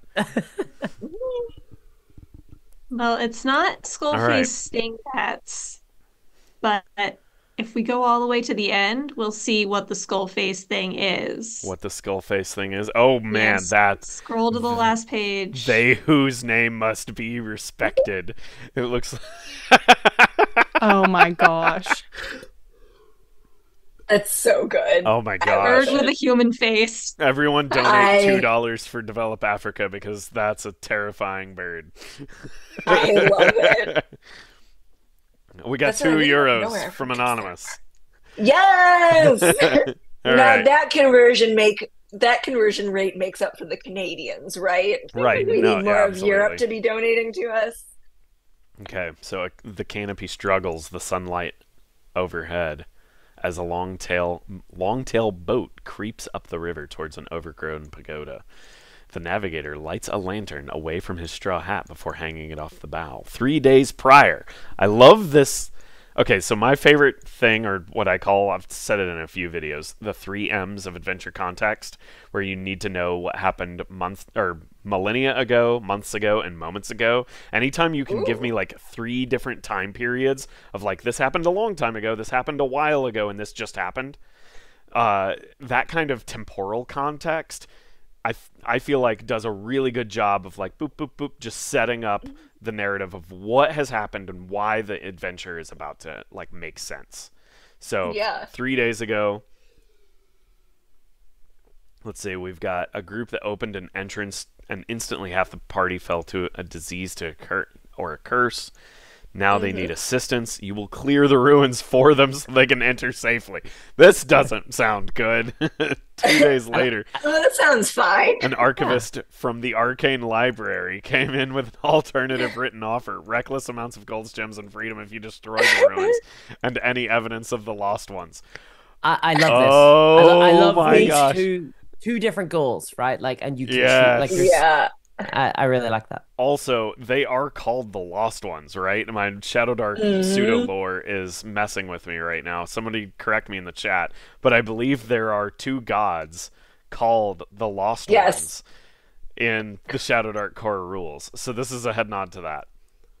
Yeah. No, I feel like they did a really good job of tying this in immediately to like Mhm. existing Shadowdark stuff. And I thought the Arcane Library shout out was really cute. That's great. This is going to It's cause cute. arguments. This is going to cause arguments in the party. People are going to disagree as to what way to go. Oh, absolutely. Yeah, That's I my mean, I favorite named them part. something else, so I don't think their name is correct. Let's see here. Okay, so we What'd have you name them? different diseases. I can't speak their names. Oh, that's true. Oh man, we've got an archaeologist. Okay, so the vibe of the layout is really good, but it's just a little like, where do I look? Yeah, that's There's exactly stuff my problem. everywhere. Yeah. There's like little notes, and I found that very distracting when I was trying to read through it. Right, like it's usable, but in the same, and it's kind of like its own aesthetic on purpose, obviously, like kind of the way that like Nock or Morkborg is, I get it. It's just a little disjointed. I feel feel like if like no, you go ahead. Oh, sorry. I feel like if I walked into the site of a nuclear encounter and I walked into a random room and opened up a manual for a device or machine that I'd never read about before, that like this is what I'm looking at. Like I'd need to read all of it to kind of understand what I'm supposed to Yes. do or not do.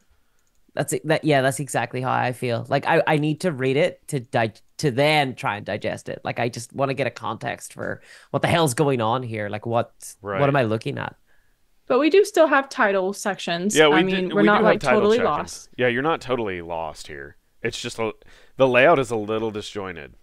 Like D4 random counters has such a different heading size than who is the lost one or who are like it makes it feel weird that the heading sizes are different. That may have been for layout reasons that we'll understand later. It is Ven, by the way. It's Ven stricken through. I was correct. Don't speak it. No. Now Okay. when something bad happens It is, to all of us, it it's is gonna be your lost fault. one name redacted. Too late. You can't unwatch the ring, Baron. Don't you know anything? Exactly. And I suppose we kind of have that problem actually that was mentioned earlier, where we're seeing kind of notes for the map, but we haven't actually seen Seen the the map Yeah. Yeah. So there's like diseases for like smashing a face, and I don't know what that is because I haven't like looked at it yet on the map, you know? Right. I do how like how what is it the blood smear desperate notes for the last saving grace or the last graceful thing that the people do when they're dying from GLaDOS and Portal is like cutting their hands so Yeah. that they can smear notes on the wall. The cake is a lie. It's the Yes. same vibe here. That, Like leave a Yeah, I yeah, was gonna trace that's on say your great. face. I like the intent with Yeah, it yeah. because it does feel a lot like that, and I do enjoy that aspect a lot. In every And I also was a chamber, big a Portal face. fan. I know. And the Really map good. itself goes hard. Those colors, it Hmm. has so Yeah. much dynamism to it. Mm-hmm. Hmm. Secret entrance. Ooh. Oh, Whatever map making system they were using is really cool. I assume it's I've never probably seen they were just them like they that. just drew them. It looks like it might just be Illustrator. Yeah, I was gonna say that's Yeah, what it looks it like looks to like they me. just did it themselves. Descending stairs. So we've got an entrance, and this is a pretty small dungeon too. It's only like what, just a few, barely more than 5 rooms, effectively. What are the Seekers doing in the first hour after the party Yeah. enters the tomb? The Seekers will enter through the alternative entrance. The first hour of every gameplay, they drag ginger pots to the altar to begin worship services before the sacrifice. Tomb Guardians, these guys look terrifying. I love that. I love these guys. Oh, the creator said the map was drawn by him. Oh. Mm. Awesome. Okay, okay. See, I also like that they have the hooks in the corner because it does allude to some stuff that's coming later on. So I feel like Yeah. that's helpful because you're like, I don't know if you're me, I'm like, what does this mean? And then I kind of keep reading. There's a face Uh, in every room. The And yeah, I love this. What are the Seekers doing in the first hour? What are they doing in the second hour? What are they doing in the third hour? I think that's fantastic. It's like this alternative adventuring party that you're kind of in a Right. race with, but you don't even know that yet, right? Like I think that's Yeah. great. So I mean, this at is the same time, it's like, why are they doing these tasks one at a time? that's interesting. Because it's like they mm, need to get bones, they need to get a book, and they need to get a talisman. And they do one of these things per hour when it seems like there's a whole party of them. Hmm. So I guess maybe they don't want to split the party, and that's why they're just doing one thing at a time. Hmm. But if they yeah, I guess it doesn't say how many there are. So maybe there are only 3 mm, and they can't. But it's just I don't know. It seems mm, like they like this is the temple of their god.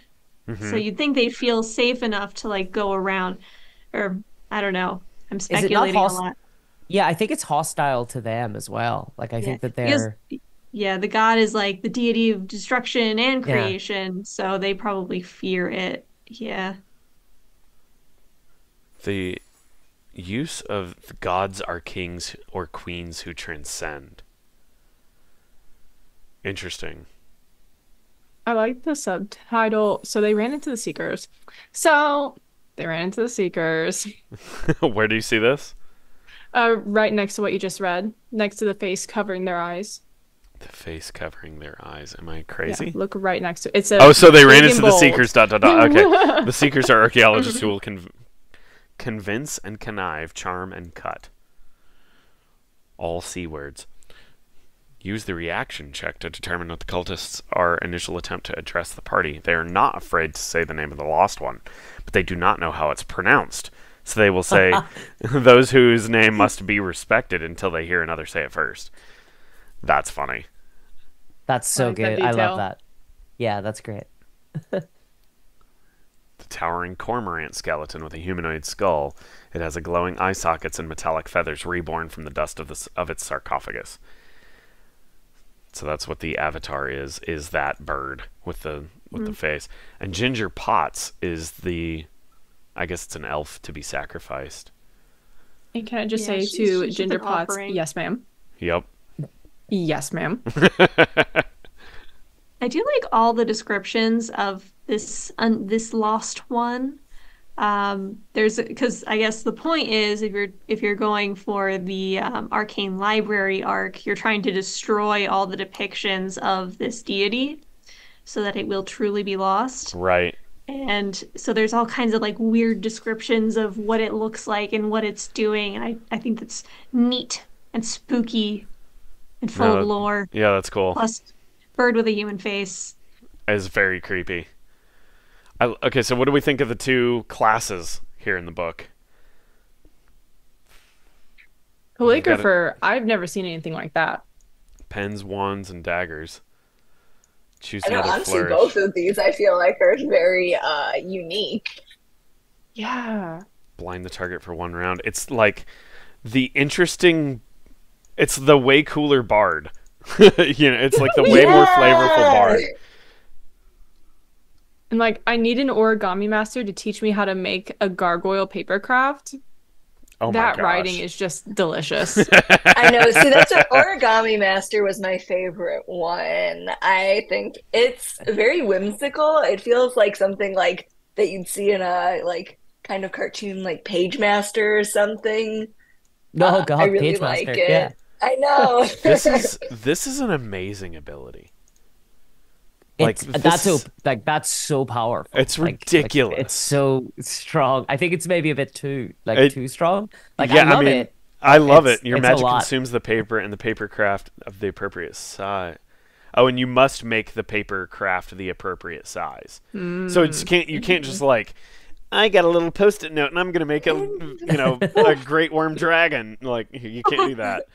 Specialized papers may be needed to create certain objects, like flash paper for a cannon. That's a nice trick. I like that. Right? That's a good limit too. That's a really good limiter. Yeah, it puts the DM in a lot more control of how crazy they can get with it. Right. But This looks like a lot of fun to play, but I think does. it could be a bit of a nightmare. It to, could like, be. Yeah. You've got to be careful to make sure that, like, as the dungeon master, I think a really good way to take inspiration from this is like going back and looking at the old school old school spell casting rules for like what was a bit of bat guano and some fleece is what you needed to cast fireball before the concept of like a spell focus came along. So it was, you had to keep all this stuff around, So like if Y'all, you want can I say we got 1500? did we Yeah. We just reached 1500? Yeah. Oh heck yeah. We just Courtesy reached Anonymous. 1500. Heck. Oh my gosh. Yes. That's Professor incredible. Memnon Classroom, here we come.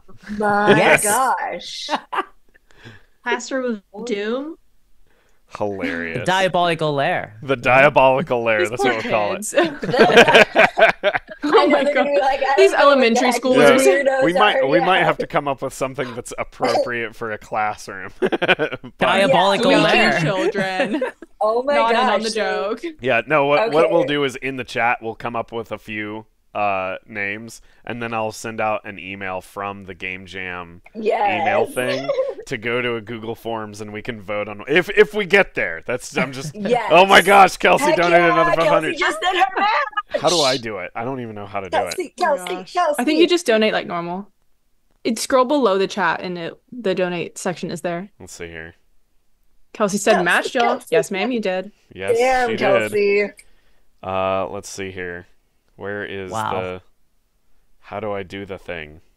Syndicate's Lions mains. Oh my Oh. god. That's a cute idea. That'd be Oh, precious. little lions. That should be their classroom. Oh. I also, when we get back to focusing on this, I feel okay. Words. I feel like we're being a Words. little bit unfair with the format because we are looking at a split, like 2 pages in one here.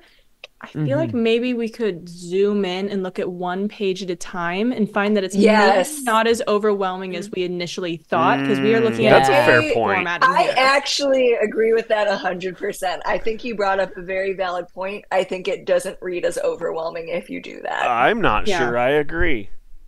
I'm Ooh. not Okay. sure I agree. Okay. Ooh, dissent. Oh. And here's We why I needed a say little that. Here's the argument. Shadowdark core rule set. And that's 2 pages of spells. I don't know. Can you see it? Like, that's 2 pages of spells. Like, that's running the game. So, I don't know. Like, I'm not overwhelmed when I look at that. And, if I had the zines, I don't have the zines right here next to me for some reason. But if I had the zines, like, I don't know. Maybe, now that I'm thinking about it, the Cursed Scrolls, like the dungeon rooms and stuff like that, are kind of that way. So, I don't know. Maybe I do agree with you. I don't know. Was there a limit? Was there a page limit? There was a page limit. I specifically set a page limit so that we don't get like 114 page submissions. What was the limit? 8 pages? That would be a lot harder to judge. That would be a lot harder. I like the jungle stingbat. The jungle stingbat monster, crawling vines, cockatoo. What? A powerful bird with a tooth-beaked.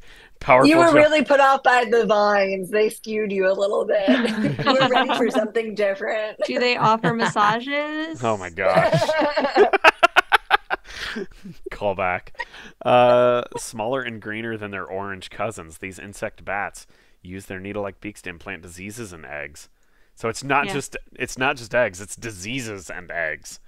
Yeah, but that's like peak body horror for me is eggs or something inside of you that has to burst out. Oh yeah. Alien. Like feeds on you. Yep. That's something that I use a lot. So I think this would be my chosen type of sting bat. That's fantastic. Okay. I love the integration of like disease into this as well. Yeah. Just making that like an element to it, because that's super scary. That's actually like terrifying. Because I mean, the whole jungle vibe to this, right? Like, you've got like the apes and things like that. I think it's just a really evocative like setting. It's really interesting. Yeah, And totally agree. Temple in the jungle, like lost lost knowledge. I really like, love jungle pulp. Yeah. Yeah. Yeah. It's a real cornerstone. And as much as, I think it contributes to a bit of the busyness that we're feeling with the book. But I do really like all of the sort of little, like the graffiti aside. I just think it's super atmospheric, and it really adds a lot to the character. Totally agree. Yeah, the more I see it, the more like it's. I want to print it out and staple it. I've got a saddle stapler. Yeah. I want to print it out and saddle staple it and see how it feels in my hand. I almost feel like it should have like splattered paint on it. I could have this in an art room. And I'll say this, not necessarily for this entry specifically, but if you are ever creating a zine or zine, sorry, I don't know how to say it, or anything to be read by many types of people, serif fonts are really good, especially for people with like dyslexia who have a hard time reading maybe a lot of text in one block section. Serifs are much easier to read in those settings. So, if you're always a little stuck on fonts, maybe look into that zone. Might be helpful for some of your readers. And it can also help things feel less busy. Pro tips Indeed. Okay, so I'm learning here. I'm learning. There you go. That's my education background. If you do use a sans serif font, what is my phone doing? If you do use a sans serif font, use one that has a very, very round stroke, or very, very round counters. Like the P and the G and the O and the A, they're all very circular shaped and has like a lot of wide letter forms. Those are also equally easy to read, but like sans serif fonts that are like very skinny, and those are much more difficult to read, generally speaking. Okay, I hear my printer going. Hey. Oh, you really printing? You're okay. full It did it anonymous. That 500 anonymous was me. Okay, I was like, that was me matching I was like, everybody. What? Hello. Sure, it Like, was. that is... Ooh. Okay, I'm gonna run. Everybody, stay entertaining on the chat, guys. I'm gonna run and go and try and put this thing together. Everyone be silent. Yeah. I know. Stare with empty eyes at the cameras. It's I feel chat's like turn to it's entertain when- us. Yes, chat. Tell us some jokes. I'm tired of being show. interesting. Talent show. It's an exhausting job. It's 2 a.m. for me right now. Like, come Oh on. my gosh. Yeah. Trooper. Yes. Oh my gosh. I would be asleep. And you're sick too, right? Yeah. Yeah, yeah, you and me both. That's what this is my my ginger ale. That's your yeah, Like your an medicine. adult who keeps referencing all of these children's shows and children's movies as my points of inspiration with my glass of ginger ale and a prosecco glass. I did it really wrong. I have to. Oh, I'm not gonna do it because I have to like go and convert it to a booklet or anything. Very brave of you to try and print something like live I know on stream. on a live stream Printer? while OBS Like, is running. that's madness. Madness. Actually, you know what? I'm feeling crazy. Let's do it. Convert PDF to booklet. Let's go. I take a day usually. I'm gonna See do what it. happens. I'm gonna do it. Kelsey included a little lore. Oh, I yeah? definitely chose Montserrat for the core Shadowdark text because it's so legible, especially when given a tiny bit of leading/spacing. I like that consideration a lot. Oh, it's Also, called That's really leading. cool. Tips from the library herself. Yep. So it's called I know. leading, which is the amount of lead that was physically put between the lines of text when you put them on a print. Oh my gosh. Are we Oh back? my god. Oh no, they're counting again. Oh no. Oh no! Oh no! Oh no. We're back. Okay, they said back. We did it. This is so funny. This is what it feels like to be old. Everything you touches, that's technology, just dies.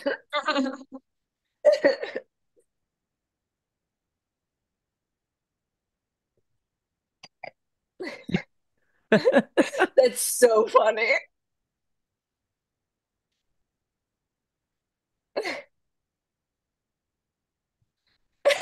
We're done. Porcelain Vine is done with us. Origami Master, so good. Yes. I love this Baron, one. you're muted. I love this. Oh, Baron, stop it. Are the rest of us not muted? Just This Baron? There we go. No, it's me. It's the Oh, there we hubris. go. I'm good. It's the There we go. hubris trying to print. So ridiculous. So Why was the hubris I thinking you restarted could use a OBS print and all of a sudden the microphone is turned down all the way? It doesn't make any sense. Anyway, That's so that's funny. just silly. All right. So we are Okay. on to the Mad Goddess. Yes. I love this cover so The cover is much. great. Another really So good one. I really like the people that leaned into like full pulp covers for their Right. own things. What Like if I honestly thought this was just lifted from one of the things. I thought at this Same. was Versus. too. Like this Yeah. is not one of the covers. Is this? And This isn't AI This is like generated, is some- it? Is it some like royalty-free art? I know Bob sometimes Maybe. use like classical art for covers for his PDF. They said all of the artwork was within public domain, so I think Right. it's just Okay. like Mhm. altered art, like kind It's just of some art. collaged, and they did a fantastic job.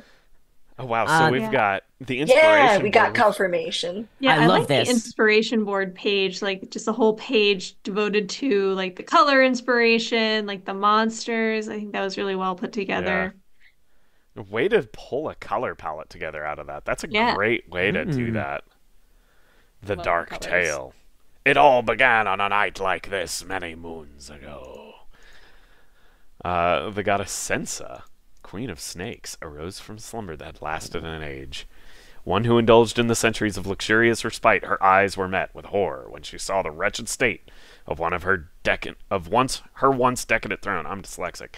That of ruinous waste, beset by beasts of filth.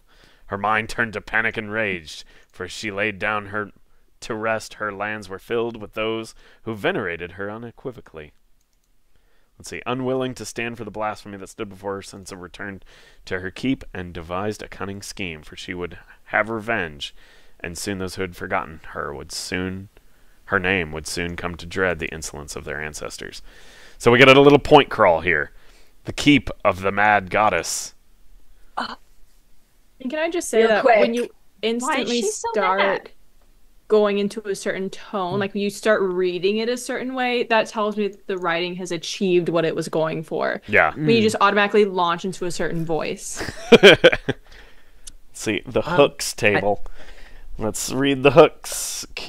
Oh, I like this. Before we read the hooks, I gotta turn can we just make Go an ahead. announcement that we only have 500 left until we get a classroom for Shadowdark Game Jam? Oh, It's 500. oh my God. And then we Literally get just Yeah, we have to do 500 it. left. 500 bucks, Yeah. guys. Just Come on. 500. Everybody, Even Oh, we if did I that got easily. we've An got announcement 107 because people of on the the technical stream. difficulties. If we've got 107 people, if all of us donate, what is that? $2? I can't do math. Then that would be $200. As long as it's a weird amount. So That's everybody how donate math works. $5. Just donate some money. I was gonna say I'm gonna figure out now while we read through things how to donate some money. Have been spotted near Yes, the key. okay, I got this. Okay. Wait, it's on a computer. I can just rotate it. Oh yeah, you couldn't you? I'm not gonna do that because OBS. Okay, foyer. Okay, so we've got a point crawl. There's a lot of information getting thrown at you for each room in the point crawl. There is that. Rising skeletons, the talent, the talking knight, the flunky minstrels, the screeching lady, the Thatcher brothers.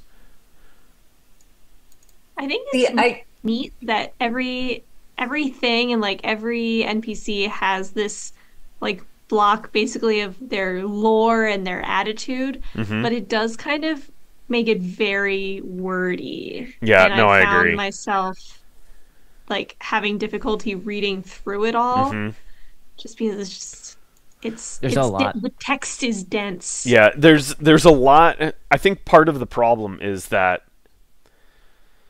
and this is something that I learned as a programmer. And so you're gonna have to excuse the programming jargon here. When you're writing a procedure or some function, a set of code, it's very hard to keep in your mind. Like if you start going through all the code and you don't have full context of what the thing is doing yet because you're trying to like figure out what a problem is with it, as you're going through like line by line by line by line, it's really hard to keep in mind. It's like, I don't quite know why we're doing this line yet. And I don't know why we're doing this one and why we're doing this one. And sometimes these, software can get really complex. So it becomes very difficult to like remember, okay, I'm doing this with this with this piece of data, I'm doing this with this piece of data, I'm doing this with this piece of data. And as you continue to go down the line, if you don't figure out a way to like offload some of that, like just trying to remember what everything does, it becomes very difficult to like not strain yourself in trying to remember all of these different moving parts until finally you get to the end and you realize everything that you had in your mind was not useful at that moment in time because it's not relevant to the problem that you're actually trying to look at. So, Yeah. like I feel like there's a lot of that there. Like, we learn a lot about the Talking Knight and the Flunky Minstrels and the Screeching Lady and the Thatcher brothers in this bony welcome. But like, what is actually useful here for running it right now? Like, Yeah. do we need and I all think of this? that's And if we do need all of it, then it probably needs to be condensed quite a bit. And it's like that for every room encounter. Yeah. Like, and so I think that's like the difference is I think it's probably a difference in like GMing style because I'm someone who I prep a lot of things beforehand. Like I can't read little snippets on the fly even, so I'm the kind of person who doesn't necessarily think about that because I'm going to pre-read all of this and kind of know my little points for myself.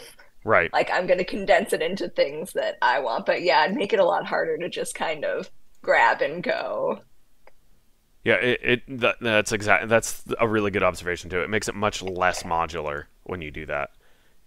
Because you don't know, like, if you wanted to take something from a different module and just drop it into this one, you don't really know if what you're dropping in is suddenly going to step on something or like break something that's here because there's just so much.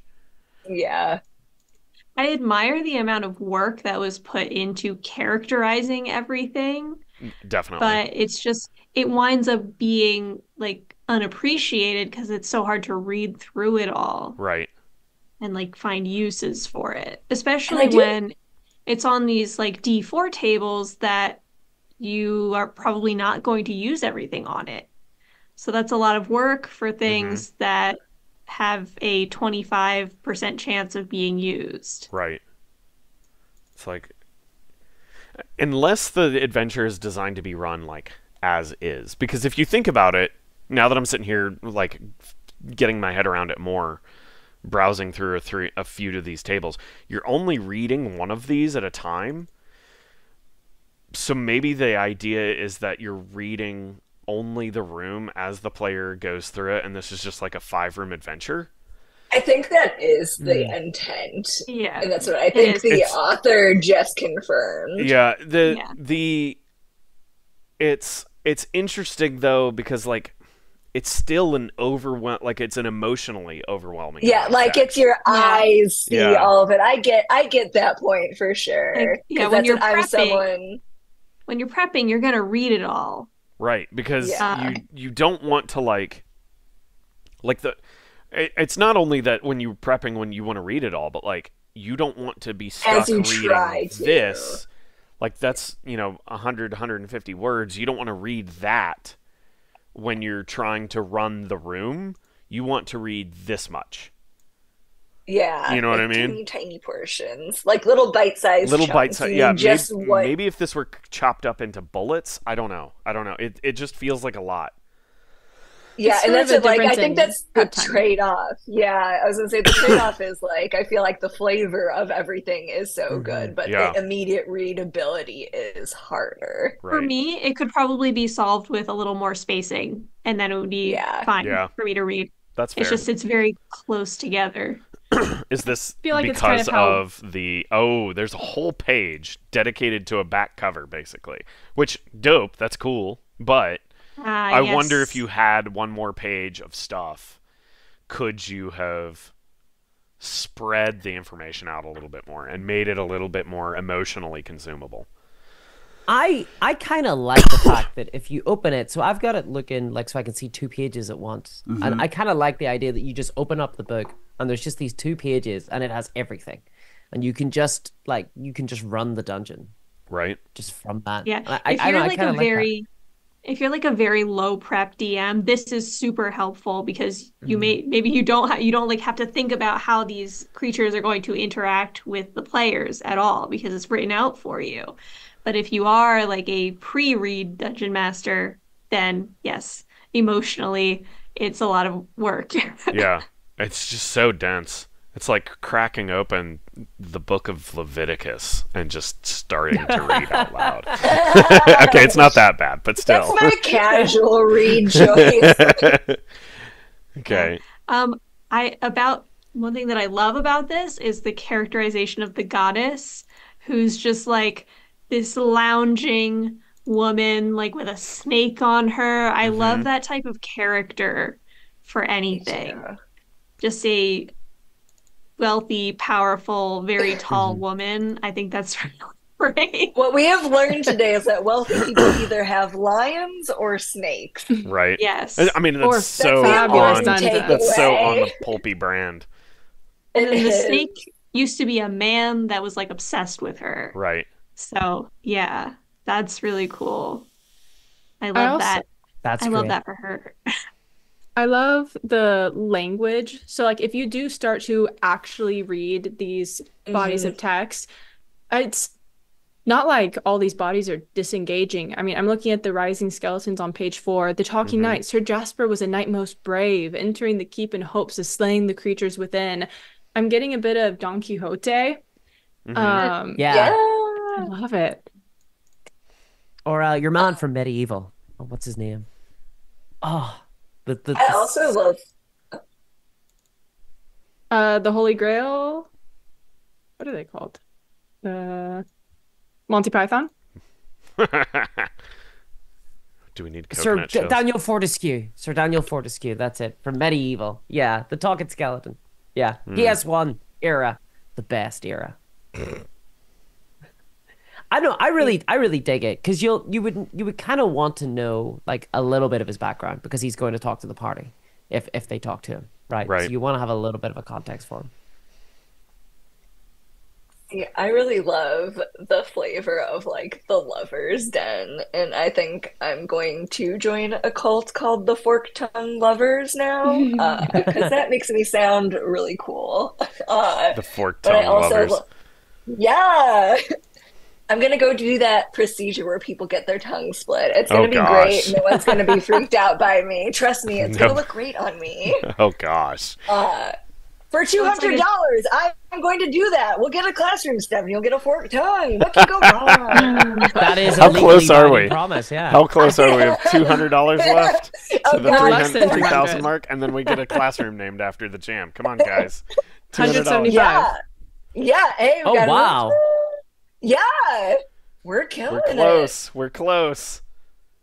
But yeah, no, I really like The Lover's Den. I think everything in that is really good. And I really like that it has like shag rugs and hazy smoke.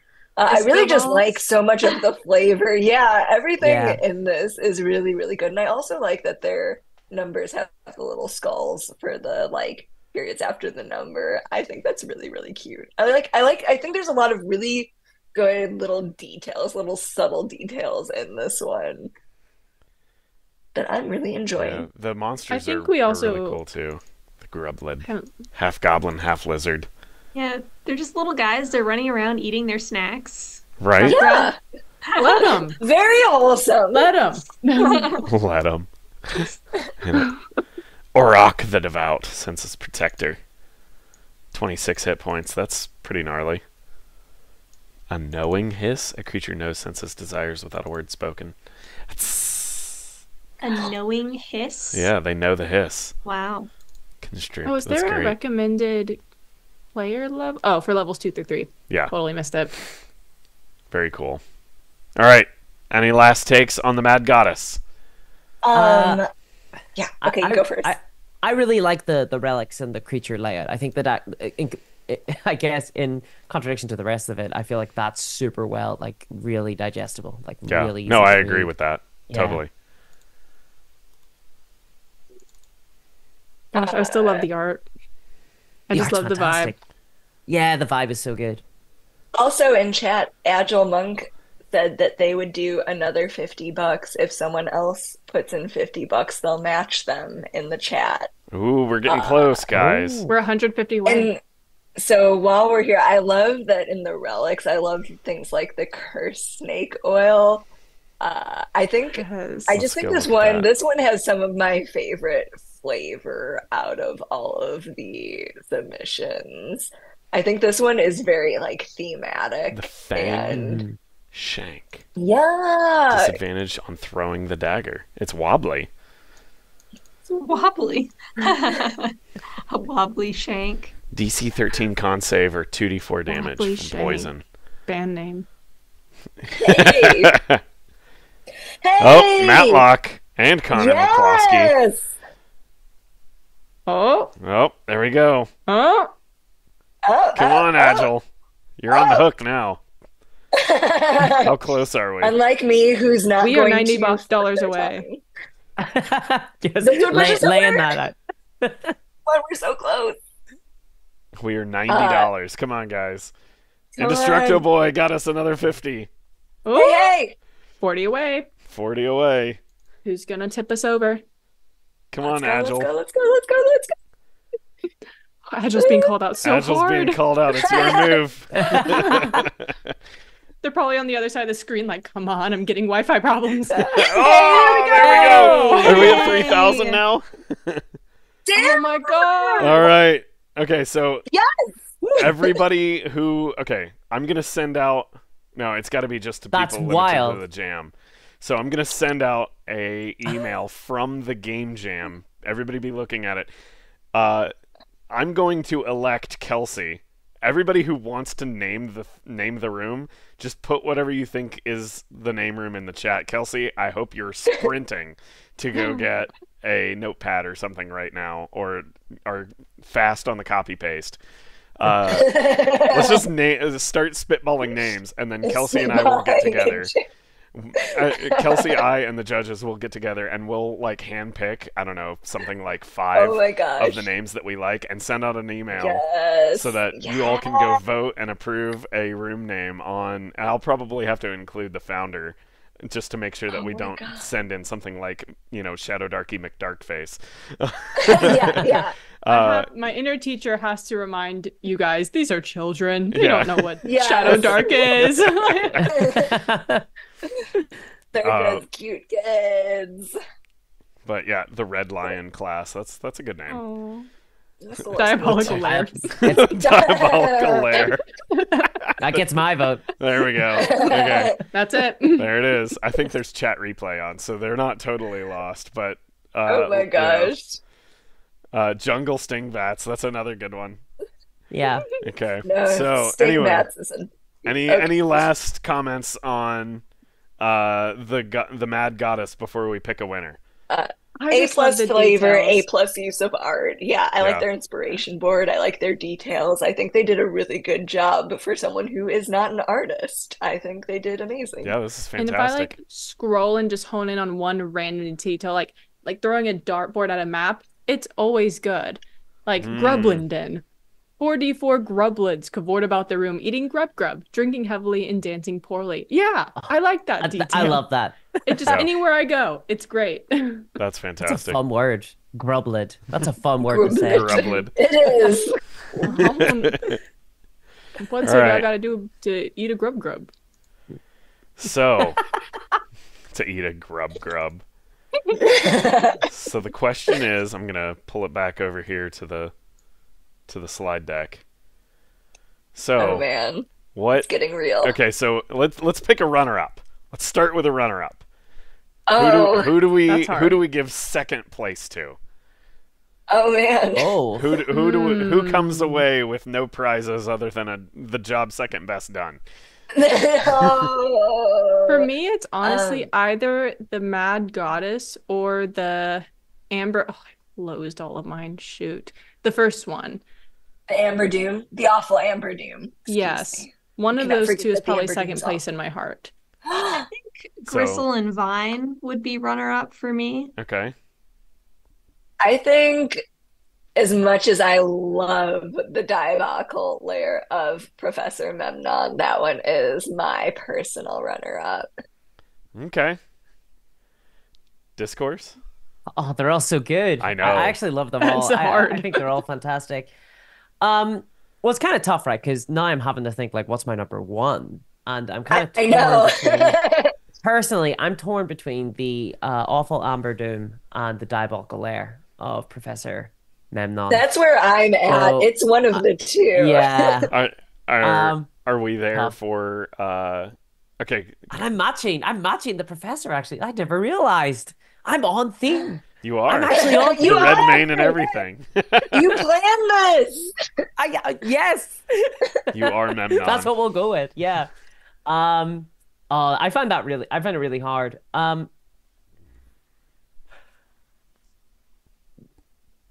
I'm gonna go with the diabolical lair of Professor Memnon as my runner-up. That's your My runner-up? personal runner-up. Okay. Yeah, that's my runner-up. All right. So is everyone agreeing that that's the runner-up? mean, I it's still don't number agree one. You don't that. agree. Is it your Yeah, others that's number first? one Because for this me, is the so hard. I It's Number so one for you? hard. Yeah. Okay. Okay, why is it your number one? Why is Memnon my number one? Yeah. I love how zany it is. I loved the art. Like I literally wanted to dress up as Professor Memnon. I think the ability to add and create your own rooms with the convenient table is lovely. Yes. And I do just love a good dungeon crawl. Like a lot of these were more like point crawls, but I like little dungeons. Okay. Yeah. Okay.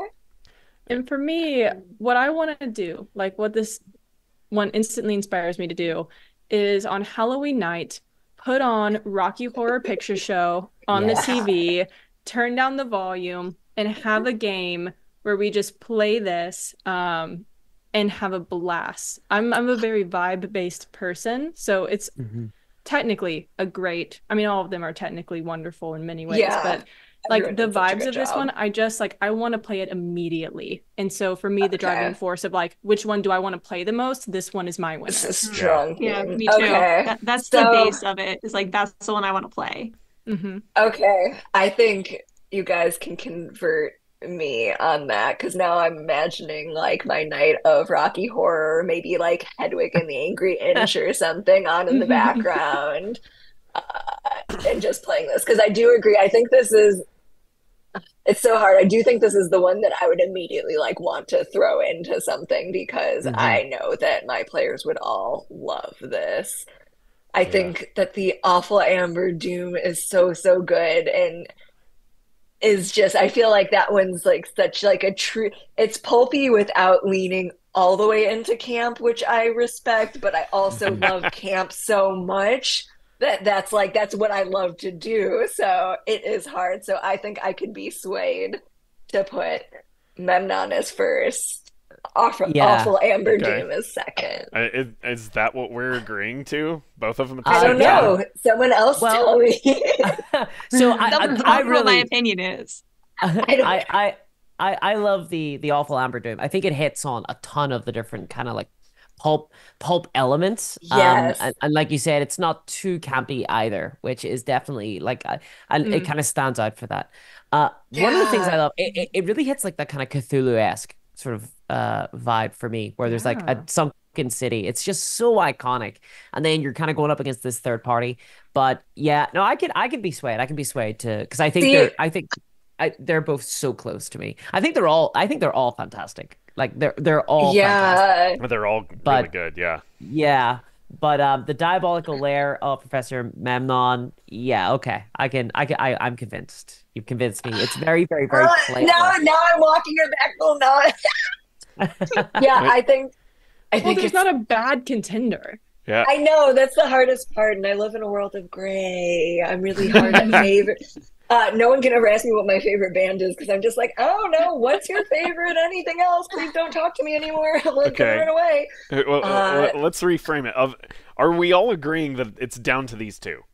Is that what we're yes, agreeing? Okay. I think I so, think yeah. So we that the Mad Goddess is a very close third, but I think these two are my favorite. Okay. All right. I, So and these are the two, by the way. These are rank 1 and rank 2 from the community Good choices as well. reason. So our tastes are in line with the community choice, which is interesting because the last game jam, this was not the case. It was wildly Oh, different. Yeah.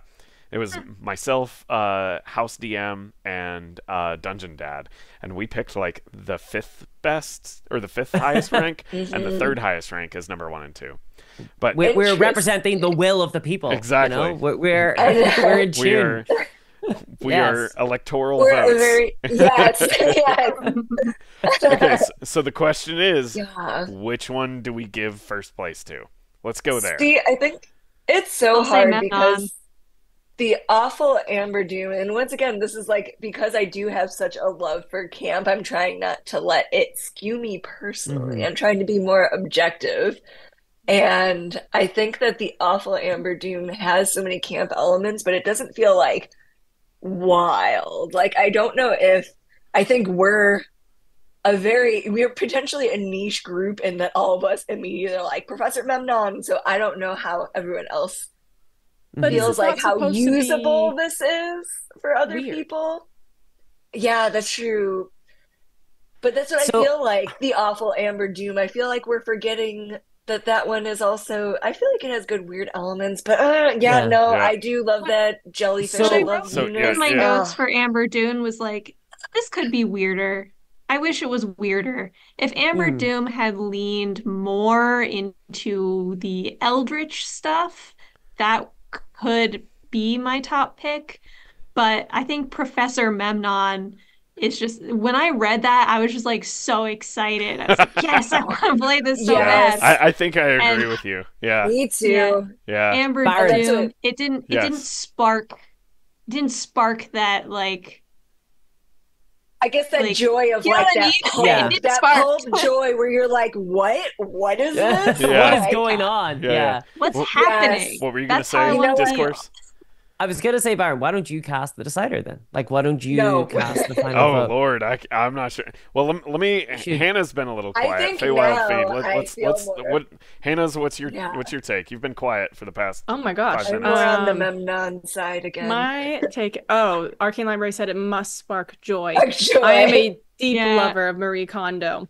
And I Yes. will say Professor Memnon sparks Memnon serious sparks. joy. But I saw another person, a few people wanting to know like what would have made the other contenders, part of this battle between first and second place. And so I wanted to speak on that for a minute because Okay. I'm not an expert at RPG creation or writing or anything like that. I don't have the history that a lot of people here do. But for me, what makes a really big difference for a lot of these is formatting, not just the art, not just the creativity, because all of these were amazing in terms of the Yes. writing and the creativity and the details. Like, there's no arguing that all of these are fantastic.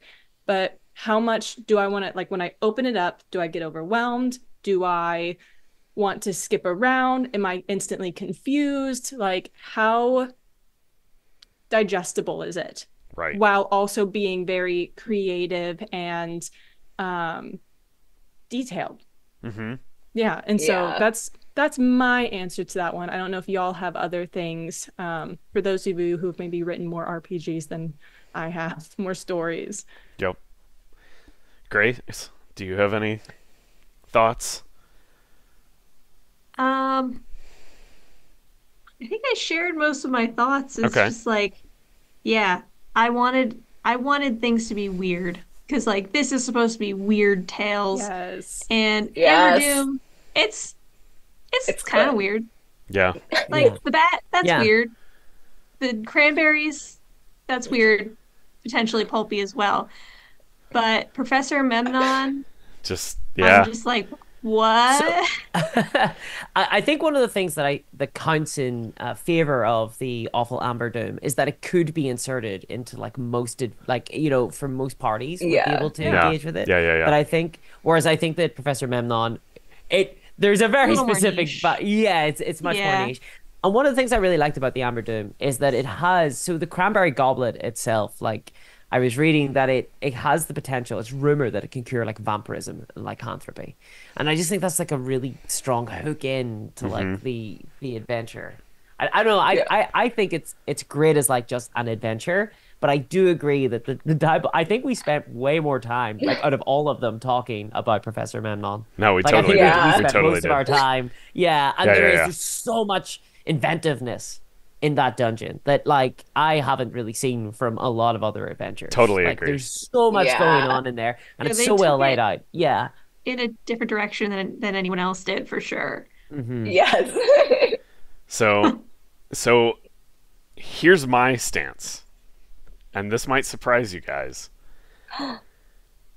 I want to say that number 1 should go to the awful Amber Doom, specifically for usability purposes. And usability is not just here's the adventure, run it at the table, but also the practicality of being able to drop it into your game. Sure, you could run Professor Memnon as a one-shot, but all of the like random tools that are supplemental that you could hack out of Professor Memnon are so pulpy and so zany that it's, unless you're doing something like in the Gygaxian multiverse, like what is it, the Plane of Doors or something, unless you're going real off the rail campy, it's hard to get all of that stuff to work in a typical fantasy setting. Whereas the awful Amber Doom totally just fits right in. And that just because of that level of usability of all the stuff in Amber Doom could conceivably be dropped into any standard issue fantasy setting, I've got to go with that one. That being said, Professor Memnon is just absolutely hilarious, and I love it. I know. I love it. I feel like Professor Memnon wins the weird factor for me. Oh, 100%. Yeah. 100%. And that's what I feel like is the hard part because like there's the two sides of pulp, right? Yeah. Like you have the stuff you love because you pick up and you're like, what the fuck is this? And then you have the stuff that you pick up because you're like, oh, this is actually like low key really good and really fun and interesting. And so that's what I feel like we have the two categories so well represented, but that makes them so different, which It makes does. this so hard. Okay, so And Uh, see, someone in the comments said Amber Doom is very drag and droppable indeed, but then I think Professor Mimnon is very drag. I love that for him. oh, you receive a I luck know. token. Whoever said that, you receive a luck token. Okay, Yes. so we've done a lot of talking. I'm just gonna put all you guys on the spot here. Here we go. This is the moment of truth. It's gonna be a 2 out of 3 vote here. Number 1, Hannah, you're up first. Does number 1 go to Amber Doom or Memnon? I follow my heart, Professor Mimnon. Memnon, 1 vote. Stephanie? Oh no. Um, Gotta pick. Fudge. It's so hard. Okay, sorry. I'm sorry. You're telling me to pick a favorite. Um, I think, God, um, We'll come back I to think, you. okay, I'm so sorry. Discourse. Oh, don't make her the deciding tiebreaker, though. Oh, That's God. worse. Discourse. What do I'm you gonna think? go with Amber Doom. I'm gonna go with Okay. Amber Doom. So I think we've got 1 for Memnon, 1 for Amber Doom. Grace World Destroyer. You're holding the tiebreak position. Professor Memnon Professor is my one true Memnon love. has 2 votes. No. Amber Doom has 1. Stephanie? And are you voting Amber Toon? Does that make me the tiebreaker? I Is this will the vote worst thing last. that could happen to me? I will vote last. Stephanie, you're Oh up. my gosh. Okay. this is so dramatic. It is dramatic. This is the hardest choice I've made in my whole life. Just to let you guys know. You have to Because, pick. You like must I decide. said, I am going to pick. I just want to reinstate that both of these, in each of their category, top notch work to both of you. I have to 100%. pick Professor Memnon because Professor I would be Memnon. most excited to That's- run that one. That's 3 votes for Professor Memnon, which means that my man. vote for Amber Doom is a moot point. I'm sorry. Professor Memnon gets the winner of the Weird Tales Game Jam. Everybody give yourselves a round of applause. You This has guys all been did such a good an absolute job. Like blast. everyone's Yeah, they work were has all been amazing. These are fantastic. I was blown away. I was absolutely blown away by the quality. Like all of them Yeah. were absolutely fantastic in design, in the writing, in the design of them, like the actual game design of them. Fantastic. Really blown away. Absolutely fantastic work, everybody. I just want to thank again everybody. I think we have like Yes. 120 different submissions, something like that, I know. Oh my to, gosh. to this This game has been jam. amazing. It's- So anyone who made it to the top 5 is a winner. Oh, totally. Yes. Yeah. I mean, it's also just really cool to see the Shadowdark community or the OSR community at large, really, just like come together and rally around making a bunch of content for this game. It's really cool to just like wake up a month later after saying, "Hey, I'm gonna run a game jam, guys," and I'm just some guy on the internet, and all of a sudden the amount of Shadowdark content on the internet has damn near doubled. Like, that's just really cool. Yeah. So And again, I feel like that's such a testament to Kelsey's work. Like Absolutely. Shadowdark is so Oh my much gosh. fun. That's it. It's such a fun system to create Yeah. for and run for. And I'm so excited to get to show everyone all of the extra stuff they can play with now. I know this makes me. I'm gonna drop Professor Memnon into. I've run the Dark Tales of the Dark of Hot Springs Island now like 5 times over the course of my life, and I'm gonna do it again Yes. just so I can drop Professor Memnon in as Farku. So anyway, That's what I love. Yeah. It. It's so good. Yeah. This was, like I said, the hardest decision I've ever had to make. I want to print all of them. There's stuff Totally. from every single one of Yeah. these entries that I'm like, can I just have all? for I real. want them all. Well, guys, that's gonna wrap it up for the stream. We hit $3,000 to send to Develop Africa. I'm gonna Wild. message the founder, Sylvester Renner, when the stream is over. I might do that tomorrow. It's kind of late. But yeah, I'll get with him and be like, "We got $3,000. We're naming a room." Time zones be damned. Yeah, I know, right? Nick asked, did it finally print? No, trying to print killed the stream. So we're not going to do that again. The folly. Yeah, but also, everyone go check out the links to all of our wonderful judges down in the doobly-doo below. Feywild Fiend, Stephanie Plays Games, Discourse and Discourse Minis. I never remember what your D&D persona is. Dungeons and Discourse. Dungeons and Discourse, there it is. And you cannot find Grace World Destroyer unless you join Bob World Builder's podcast or on Patreon. So go become a Patreon of Bob exclusive. World Builder, and you will get the exclusive podcast material. Man, I could Grace make my World partner Destroyer. sit there and not say anything while I stream. I need a cooler wife. And thank you, Baron, for organizing this. Oh, and thank getting you it very all much. together. This was a blast. Yeah, to just well done. Host and watch Well happen. done. Thank you very much. Yeah, this is crazy. All right, everybody. So keep an eye out for the email. I will probably send it. I don't know. Tomorrow I'm really busy.